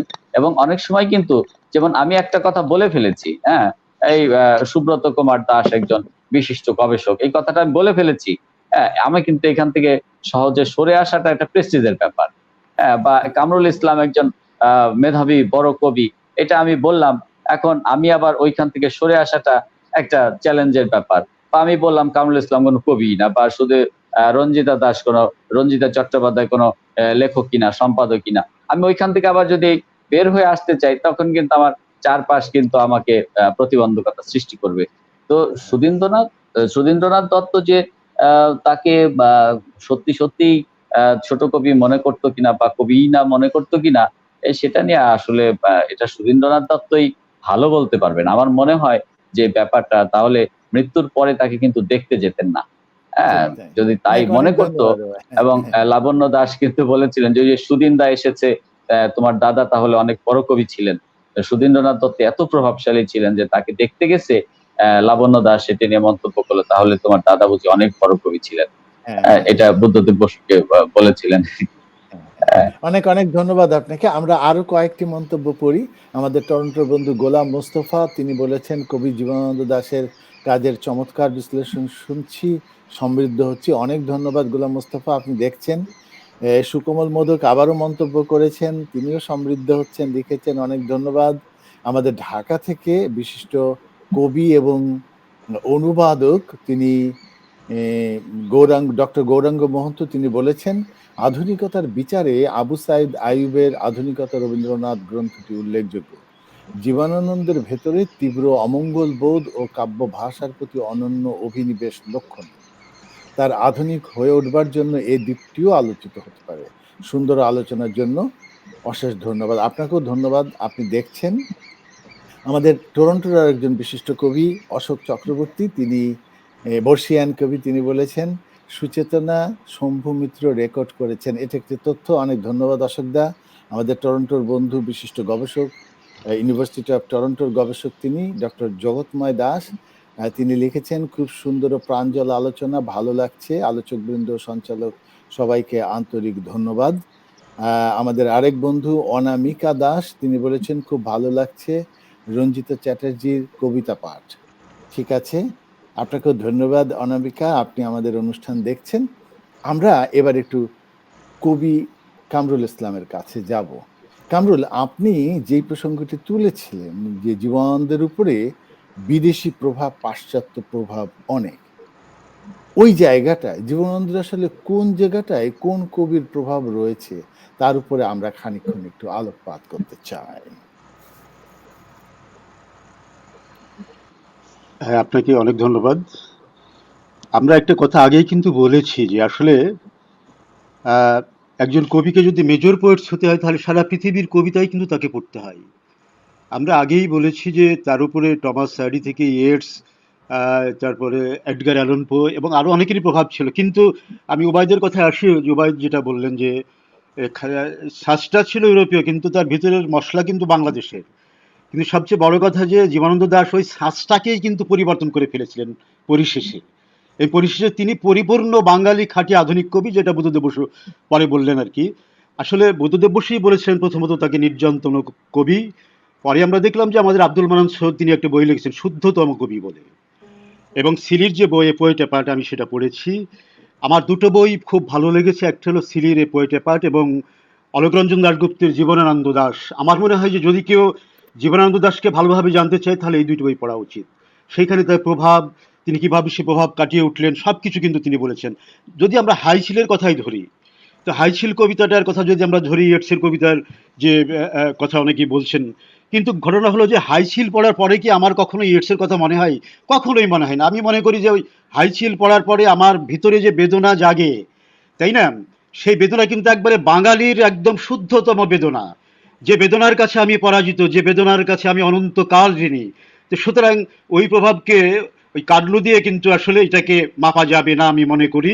তো সুতরাং জীবনদার সমস্ত প্রভাবকে, প্রভাব তো থাকতে পারে, প্রভাবকে আমি অবশ্যই ছোট করে দেখি, বড় করে দেখি না। যেটা অলোকরঞ্জন দাসও বলেছেন যে প্রভাব থাকতেই পারে, কিন্তু প্রভাব থাকা সত্ত্বেও তিনি কিন্তু অনেক বিশাল কবি এবং সেই প্রভাবকে তিনি কেটে উঠেছেন এবং ইউরোপীয় ছাঁচটাকেই তিনি পাল্টিয়ে দিয়েছেন কিন্তু জীবনানন্দ দাশ। এবং আরেকটি কথা বলি, যেটা ডাবলিনার্সের ক্ষেত্রে ডব্লিউ ইয়েটস বলেছিলেন যে ডাবলিনার্স গল্পের মধ্যে ইয়েটস তিনি ডাবলিনের শহরকে এমনভাবে এঁকেছিলেন যে তিনি বলেছেন যে যদি শহরটা ধ্বংস হয়ে যায় তাহলেও কিন্তু আসলে ওই গল্পের মধ্যে কিন্তু সে শহরটাকে পাওয়া যাবে। আমি রঞ্জিতার কথায় আসি যে রূপসী বাংলা কিন্তু আসলে জীবনানন্দ দাশ প্রকাশ করতে চাননি। তিনি ভেবেছিলেন যে এগুলো খুব দুর্বল কবিতা, তিনি কিন্তু প্রকাশ করতে চাননি। আসলে তিনি প্রকাশ করতে চাননি তার ১০০-এরও বেশি গল্প, তিনি প্রকাশ করতে চাননি তার ১৯টা উপন্যাস তিনি প্রকাশ করতে চাননি, কিন্তু কারণ তিনি মনে করেছিলেন যে বিশ্ব সাহিত্যে এখন যে ধরনের উপন্যাস লেখা হচ্ছে, গল্প লেখা হচ্ছে, আমারই উপন্যাস গল্প সেরকম হবে না। সুতরাং আমি এগুলো অনেক ধন্যবাদ হ্যাঁ, কামরুল ইসলাম। এই জায়গাটাতে, এই যে তার হুম, কবিতা উপন্যাসের জায়গাটাতে আমরা একটু পরে আসছি। তার আচ্ছা, আগে এই যে তার যে কবিতা প্রকাশ করতে চাননি প্রথম দিকের কবিতা, আবার পরের দিকে এসে তার মৃত্যুর পরে আমরা অনেক কবিতা পেয়েছি, অনন্য সাধারণ কবিতা। তেমন একটি কবিতা একটু শুনে নিই। রঞ্জিতা, আমি আপনাকে অনুরোধ করব, ওই বই, ওই যে বেলা অবেলা কালবেলা, হুম হুম। যেটি ১৯৬১ সালে প্রকাশিত হলো, সেখানে একটি কবিতা আছে, মাঘ সংক্রান্তির রাতে। ওইটি একটু আপনি যদি পাঠ করেন, তাহলে আমাদের একটু ধারণা পেতে সুবিধা হবে যে চূড়ান্ত সময়ে জীবনানন্দ আসলে কেমন কবিতা রচনা করেছিলেন।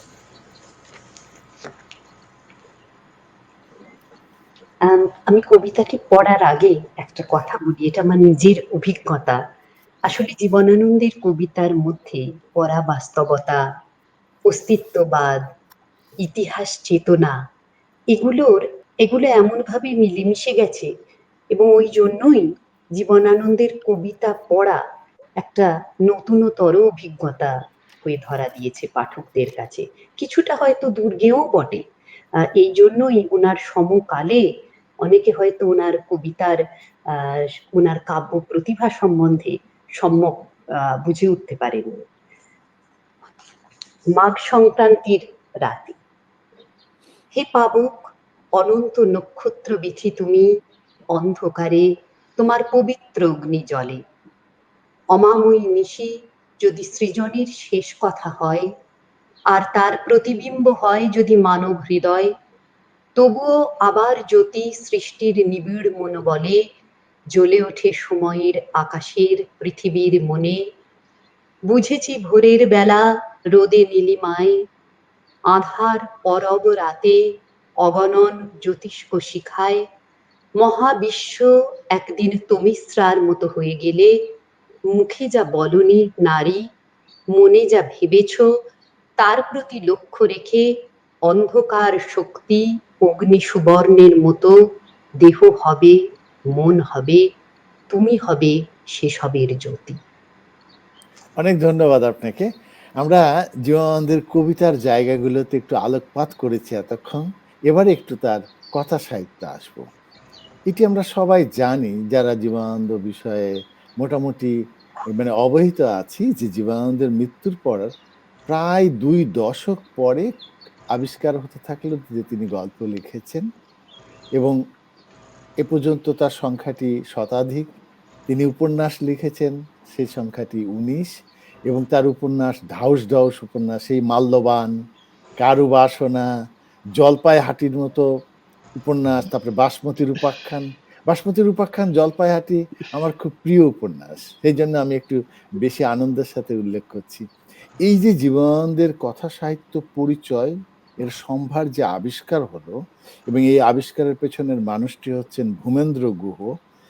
যেহেতু ওবায়েদ আকাশ একদম এর সাথে, মানে সম্পাদনা ইত্যাদির সাথে জড়িত, ওবায়েদ, আপনি আমাদের দর্শকদের জন্য একটু আলোকপাত করুন যে এই জীবনানন্দের কথা সাহিত্য আবিষ্কারের বিষয়টি।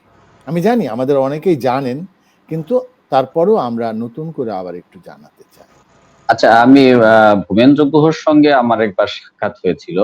তিনি বাংলাদেশে এসেছিলেন এবং তার সঙ্গে আমি কথা বলেছি। আসলে উপন্যাসগুলো তো তার হাত দিয়েই বেরিয়েছে, এবং তিনি তরুণ চিকিৎসক হিসাবে তার মৃত্যুশয্যার পাশেও ছিলেন ভূপেন্দ্র গুহ। তখন তিনি তরুণ চিকিৎসক, এবং জীবন দাস অসুস্থ, অ্যাক্সিডেন্ট করে আসার পরে তার সেবা করেছিলেন। এবং তিনি কিন্তু একটি তথ্য দিয়েছিলেন আমাকে, যে জীবনানন্দ দাশ ৩৭টি উপন্যাস লিখেছেন।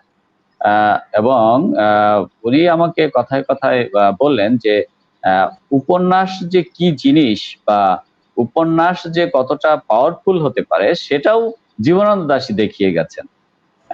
এখন আমি আসলে জীবনানন্দ দাশের সব কথা সাহিত্য পড়িনি, যৎসামান্য আমি পাঠ করেছি। অবশ্যই জীবনানন্দ দাশ শক্তিশালী কথা সাহিত্যিকও, এবং তার যে যে ওই যে কাব্যিক বর্ণনা এবং কাব্য বা তারিত ভাষা, সেটা নিয়ে তো আমাদের মনে বিন্দুমাত্র সন্দেহ নেই। এবং তিনি যে সময়ে কথা সাহিত্য রচনা করেছেন সে সময়ে কিন্তু তার খুবই খারাপ সময় যাচ্ছিল, তার অর্থনৈতিক দৈন্য যাচ্ছিল, তার বিবাহিত জীবনের দাম্পত্য সংকট চলছিল। তিনি নিজের বাড়িতে থেকে বিবাহিত আহ, ওই সময়ের সেই সময়ে ইংরেজি সাহিত্যে এমএ করা একজন মানুষ অন্যের অনুগ্রহ নিয়ে বাস করছেন।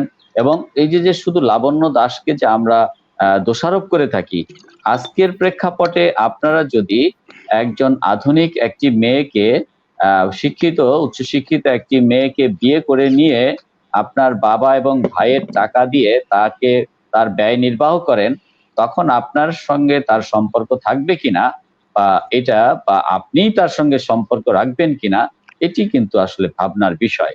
আমি শুধু লাবণ্য দাশকে দোষারোপ করব না, এবং মানুষ জীবনানন্দ দাশ যেটা লাবণ্য দাশ লিখেছে, হয়তো লাবণ্য দাশের ভুল ত্রুটি আছে এবং এটা একটু বেশি মাত্রায় আছে হয়তো, কিন্তু লাবণ্য দাশ যে পরিস্থিতিতে জীবনানন্দ দাশকে অবজ্ঞা করেছেন সেই পরিস্থিতিটা কিন্তু খুবই নির্মম। এই বিষয়গুলি কিন্তু প্রবলভাবে কবিতায় তো এসেছেই এবং সরাসরি এসেছে তার কথা সাহিত্যে, এবং যে আধুনিক যেমন কবিতায় যেমন আসলো, যারা অন্ধ সবচেয়ে বেশি আজ চোখে দেখে তারা, যারা অন্ধ তারাই সবচেয়ে বেশি মানুষের কোনো বোধ নাই, মানুষের লজ্জা নাই, মানুষের কোনো হিতাহিত জ্ঞান নাই। মানুষ কিন্তু তার ইচ্ছা মতো একটা খারাপ কাজ করে যাচ্ছে বা নষ্ট কিছুকে দখল করে যাচ্ছে। মানুষ নির্লজ্জ এবং অন্ধদেরকে বলছে তারা সবচেয়ে বেশি চোখে দেখে, ভালো মানুষের কোনো মূল্য নাই। এই যে কবিতায় যেমন এসেছে, তার কথা সাহিত্যে কিন্তু পরতে পরতে এবং তার দাম্পত্য জীবন, এই যে শোভনার সঙ্গে তার প্রেম, এই যে দিল্লিতে থাকতো শোভনা, এবং তিনি তার যৌন জীবনের কথাও বলেছেন। এবং জীবনানন্দ দাশ কিন্তু অত্যন্ত গভীরভাবে তিনি এই যে লাবণ্য দাশকে বিয়ে করার বিষয় এবং শোভনার সঙ্গে প্রেম, তিনি কিন্তু একজন অতি, আমার কাছে মনে হচ্ছে খুব সাধারণ একটা যুবকের মতোই প্রেম ভালোবাসা বিয়ে সংক্রান্ত বিষয়ে আচ্ছন্ন ছিলেন। হ্যাঁ, এই যে কারণে তার এই কবিতার মধ্যেও আমরা দেখি এটা থাকাতে হয়েছে কি, যে আজকে আমরা জীবনানন্দ দাশের দাম্পত্য ব্যথা থেকে আমাদের ব্যথা নিবৃত্তি পাই, এবং তার কবিতা পড়লে আমাদের দাম্পত্য ব্যথাগুলি কমে যায় এবং আমরা উপশম পাই। এবং সেটা কথা সাহিত্যেও যে ওই যে একটা চরিত্র, একটা মেয়ে তার উপরে থাকে, সে অন্য ছেলেদের সঙ্গে ওঠাবার, অন্য লোকজন আসে তার বাসা থেকে, সে তাকে বের করতে পারছে না। এই যে বিষয়গুলি একেবারেই সমসাময়িক, কিন্তু একেবারেই সে কিন্তু এই সময়টাকে আমার মনে হয় ওই সময়ে বসে এই অগ্রবর্তী এতদিন পরের সময়টাকেও সে দেখতে পাচ্ছে, এবং আরো দীর্ঘদিন কিন্তু তার উপন্যাস কথা সাহিত্য পাঠ করলে কিন্তু আরো দীর্ঘদিন আমরা একেবারে প্রাসঙ্গিক, সময়ের সঙ্গে প্রাসঙ্গিক বলে মনে করতে পারবো। তো আমি আসলে জীবন দাশের কথা সাহিত্য খুব একটা পড়িনি, এবং আমি নিজে কথা সাহিত্য লিখিও না, বা গল্প উপন্যাস ফিকশন আমি লিখি না, যে কারণে আসলে এই বিষয়টা একজন কথা সাহিত্যিক আনলে আমার মনে হয় ভালো হতো, যে যদি এখানে মানে তার কথা সাহিত্য নিয়ে ডিটেলসে তার গল্পগুলি আমার কাছে ভালো লেগেছে, আবার অনেক সময় একটু ঝুলে গেছে বলেও মনে হয়েছে, যে একটু ঝুলে গেছে, মানে অতটা টান টান নেই তার কবিতা যেভাবে আছে, বা অতটা মানে যে প্রকৃতপক্ষে জওয়ানদের কথা সাহিত্য নিয়ে সাধারণভাবে যেই দুটি সমালোচনা হয়ে থাকে, একটা হচ্ছে যে তার কথা সাহিত্যের ভাষাটি মানে কাব্যাক্রান্ত, হ্যাঁ কাব্যাক্রান্ত, এটি একটি বিষয় যেটি আমরা কথা সাহিত্যে আশা করি না। আরেকটি হচ্ছে আপনি যেটি বলেছেন যে ঝুলে গেছে, এটি মাঝে মাঝে মনে হয় যেন একটু মানে লুজলি নিট, মানে দৃঢ়ভাবে পোক্তভাবে প্লটটা ওভাবে দাঁড়ায় না। তারপরেও কিন্তু তার সেটি কিন্তু আরেকটি আলাদা। এবং আমরা এটাও দেখেছি যে হুমায়ুন আজাদ কিন্তু জীবনানন্দের উপন্যাসের গল্পের খুব মানে কড়া সমালোচক ছিলেন, বলেছেন যে তিনি ভালো লিখেন। কিন্তু তারপরেও আমরা যখন জীবনানন্দের উপন্যাস আবিষ্কার করেছিলাম প্রথম, সে আজকে থেকে 3 দশক আগে, সে সময় কিন্তু জীবনানন্দের উপন্যাস আমাদেরকে মোহিত করেছে বিভিন্ন কারণে। মানে এবং ভূমেন্দ্র গুহ খুব গভীরভাবেই তার কথা সাহিত্যের প্রশংসা করেছে। ঠিক তাই, ঠিক তাই। অনেক ধন্যবাদ আপনাকে ওবায়দ আকাশ। আমরা ধন্যবাদ। এবারে আরেকটু অন্য জায়গায় যাই। জীবনানন্দ কিন্তু যেমন কবি, তেমনি কবিতা বিষয়ক চিন্তক। তিনি কবিতা নিয়ে কিন্তু কথা বলেছেন। তিনি প্রবন্ধ রাইট। লিখেছেন। তার একটি প্রবন্ধ গ্রন্থ রয়েছে, কবিতার কথা। আমরা কবিতার কথা থেকে একটুখানি রঞ্জিতা চট্টোপাধ্যায়ের কাছ থেকে একটু শুনে নিই। তারপরে আমরা আমাদের এই কবি ওবায়দ আকাশ এবং কামরুল ইসলামের কাছে আসবো কবিতা নিয়ে তার ভাবনার জায়গাতে তিনি কি বলেছেন। রঞ্জিতা, একটু যদি আমাদের পড়ে শোনান। হুম, আমি একদম শুরুর অধ্যায়টি পড়ছি খানিকটা। এটার নামও কবিতার কথা, যেমন বইটির নামও কবিতার কথা, তেমনি প্রথম অধ্যায়ের নামও কবিতার কথা। সকলেই কবি নয়, কেউ কেউ কবি। কবি কেননা তাদের হৃদয়ে কল্পনার এবং কল্পনার ভিতরে চিন্তা ও অভিজ্ঞতার স্বতন্ত্র সারবত্তা রয়েছে, এবং তাদের পশ্চাতে অনেক বিগত শতাব্দী ধরে এবং তাদের সঙ্গে সঙ্গে আধুনিক জগতের নব নব কাব্য বিকিরণ তাদের সাহায্য করেছে, সাহায্য করছে, কিন্তু সকলকে সাহায্য করতে পারে না। যাদের হৃদয়ে কল্পনা ও কল্পনার ভিতরে অভিজ্ঞতা ও চিন্তার সারবত্তা রয়েছে, তারাই সাহায্য প্রাপ্ত হয়। নানা রকম চরাচরের সম্পর্কে এসে তারা কবিতা সৃষ্টি করার অবসর পায়। বলতে পারা যায় কি, এই সম্যক কল্পনা আভা কোথা থেকে আসে? কেউ কেউ বলেন আসে পরমেশ্বরের কাছ থেকে। সে কথা যদি স্বীকার করি, তাহলে একটি সুন্দর জটিল বাক্যে যেন হীরের ছুরি দিয়ে কেটে ফেললাম। হয়তো সেই হীরের ছুরি পরিদেশের, কিংবা হয়তো সৃষ্টির রক্ত চলাচলের মতোই সত্য জিনিস। কিন্তু মানুষের জ্ঞানের এবং কাব্য সমালোচনার নমুনা নতুন নতুন আবর্তনে বিশ্লেষকেরা এই আশ্চর্য গেটকে, আমি যতদূর ধারণা করতে পারছি, মাথার ঘাম পায়ে ফেলে খসাতে চেষ্টা করবেন। অনেক ধন্যবাদ রঞ্জিতা, আপনাকে এখানে থামিয়ে দিই, আমাদের একটু সময় তো কমে যাচ্ছে। আমি একটু কামরুল ইসলামের কাছে আসি। কামরুল, আপনি জীবনানন্দের যে প্রবন্ধ গ্রন্থগুলো, সেগুলোতে কি আপনার যাওয়ার কখনো সুযোগ হয়েছে? আমরা জানি যে তিনি কিন্তু শিক্ষা বিষয়ে অনেকগুলি প্রবন্ধ লিখেছিলেন এবং তিনি কিন্তু ইংরেজি শেখানোর কায়দা নিয়ে, ইংরেজি শেখানোর যে পরিস্থিতি, মানে মানে বঙ্গীয় যে প্রেক্ষাপট, তাতে ইংরেজি শিক্ষার অবস্থা, সেগুলো নিয়েও কিন্তু তিনি মূল্যায়ন করেছেন একজন ইংরেজির অধ্যাপক হিসেবে। এ নিয়ে কি কামরুল আমাদেরকে অল্প একটু কিছু বলবেন? হ্যাঁ, জীবনানন্দ দাশ আসলে নানা বিষয়ে প্রবন্ধ লিখেছিলেন।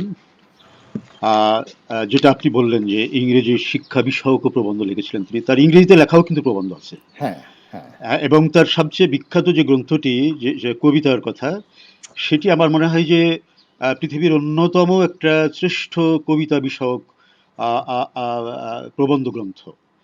এবং তিনি সেখানে বলেছিলেন যে কবিতার অস্থির ভিতরে থাকবে কাল চেতনা বা ইতিহাস চেতনা। এই কথাটা খুব গুরুত্বপূর্ণ কিন্তু, এবং তিনি মহাবিশ্বলোকের ইশারার কথা বলেছেন ওই প্রবন্ধের মধ্যে। এটা যদি ব্যাখ্যা করতে যাই তাহলে কিন্তু অনেক কথা চলে আসে, এবং সবচেয়ে আমার যেটা ভালো লাগে, তিনি বলেছিলেন যে এই সময়ের পরে এমন একটা কাল আসবে যে কালের কবিতা আজকের কালের কবিতার যে মূল্যায়ন, সেভাবে মূল্যায়ন করা যাবে না। আমি যেটা বলেছিলাম, আমরা আসলে পোস্ট মডার্ন কবিতা বা আধুনিক উত্তর বা উত্তরাধুনিক যাই বলি না কেন, যে মডার্নিজমটা তো একটা আন্দোলন ছিল ইউরোপে, এটা তো ঠিক, তাই না? যে আধুনিকবাদ যে একটা বিশাল আন্দোলন ইউরোপে ছিল, সেই আন্দোলনের পরে আমরা দেখলাম যে ওরা বলছে পোস্ট মডার্ন, আবার কেউ কেউ বলছে পোস্ট মডার্ন।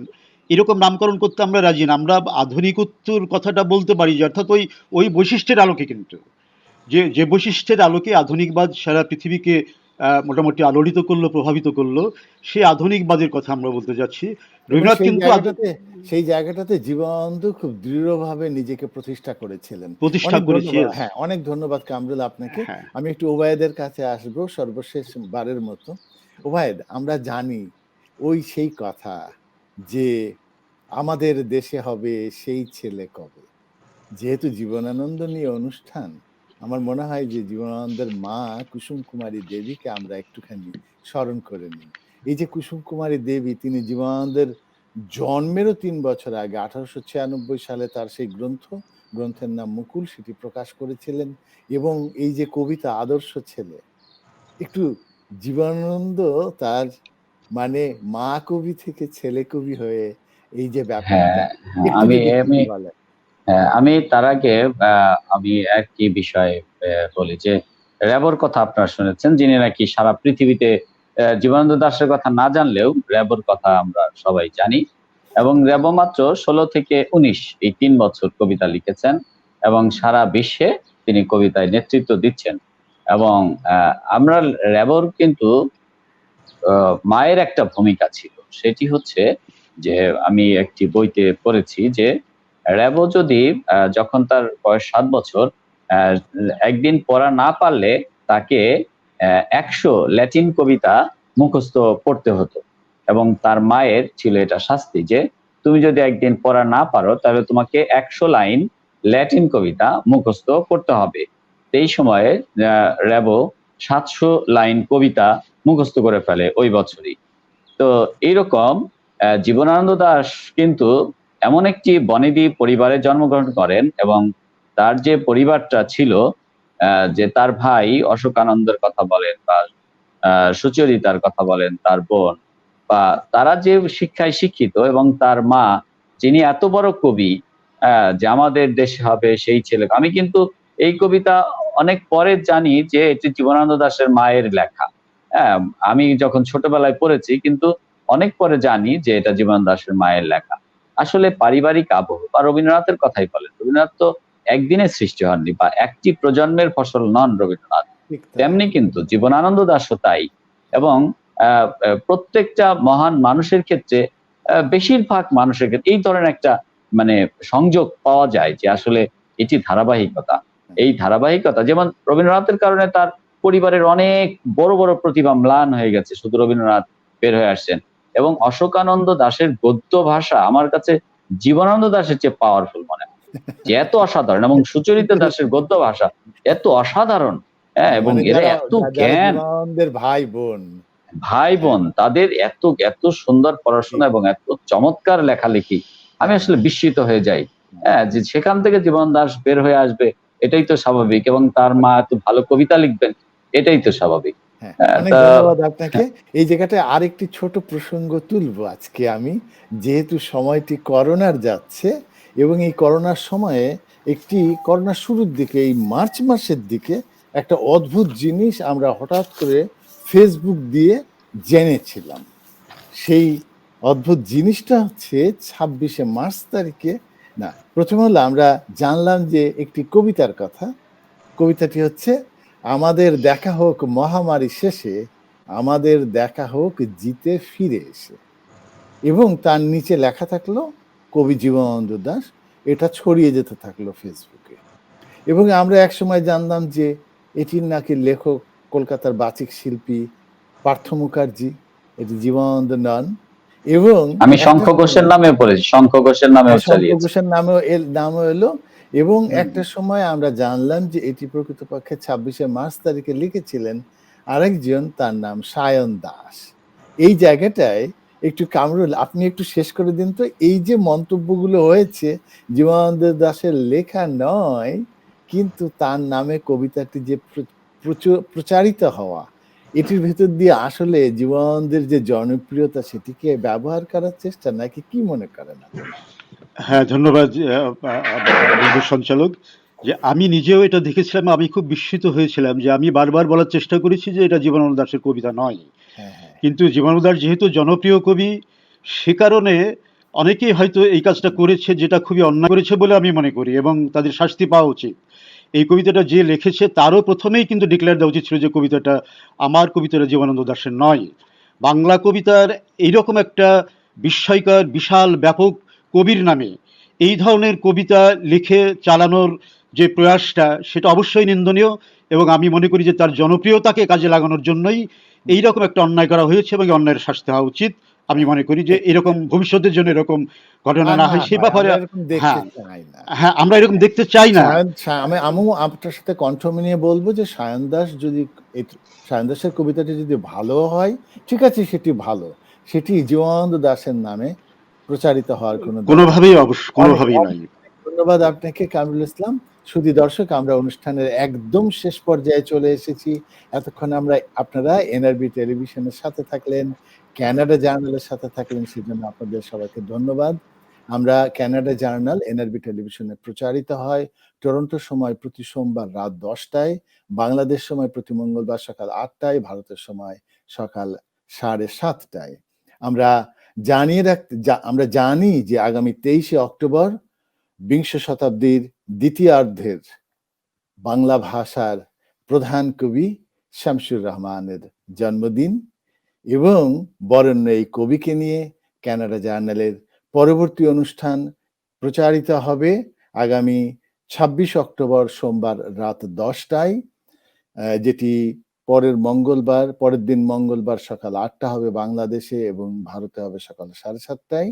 আমাদের এই আলোচনায় যুক্ত হবেন, এই নাগরিক কবি শামসুর রহমান শীর্ষক আলোচনায় যুক্ত হবেন বাংলা একাডেমির মহাপরিচালক কবি হাবিবুল্লাহ সিরাজি, লেখক এবং অনুবাদক অধ্যাপক সুরেশ রঞ্জন বসাক, আমাদের টরন্টোর কবি অধ্যাপক ডক্টর বাদল ঘোষ এবং টরন্টোর আরেকজন বন্ধু লেখক ডক্টর পারমিতা ভট্টাচার্য। সবাইকে ধন্যবাদ এবং কৃতজ্ঞতা আমাদের সাথে থাকার জন্য।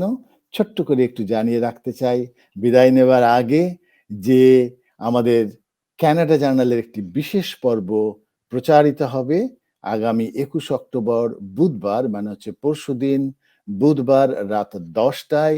সেটি হবে হচ্ছে আসন্ন দুর্গা পূজা উপলক্ষে। বিশিষ্ট শিল্পীরা, গুণী শিল্পীরা অংশ নেবেন। আমরা আশা করব আপনারা সবাই আমাদের সাথে থাকবেন। টরন্টোতে এখন রাত। সবাইকে শুভ রাত্রি জানাই।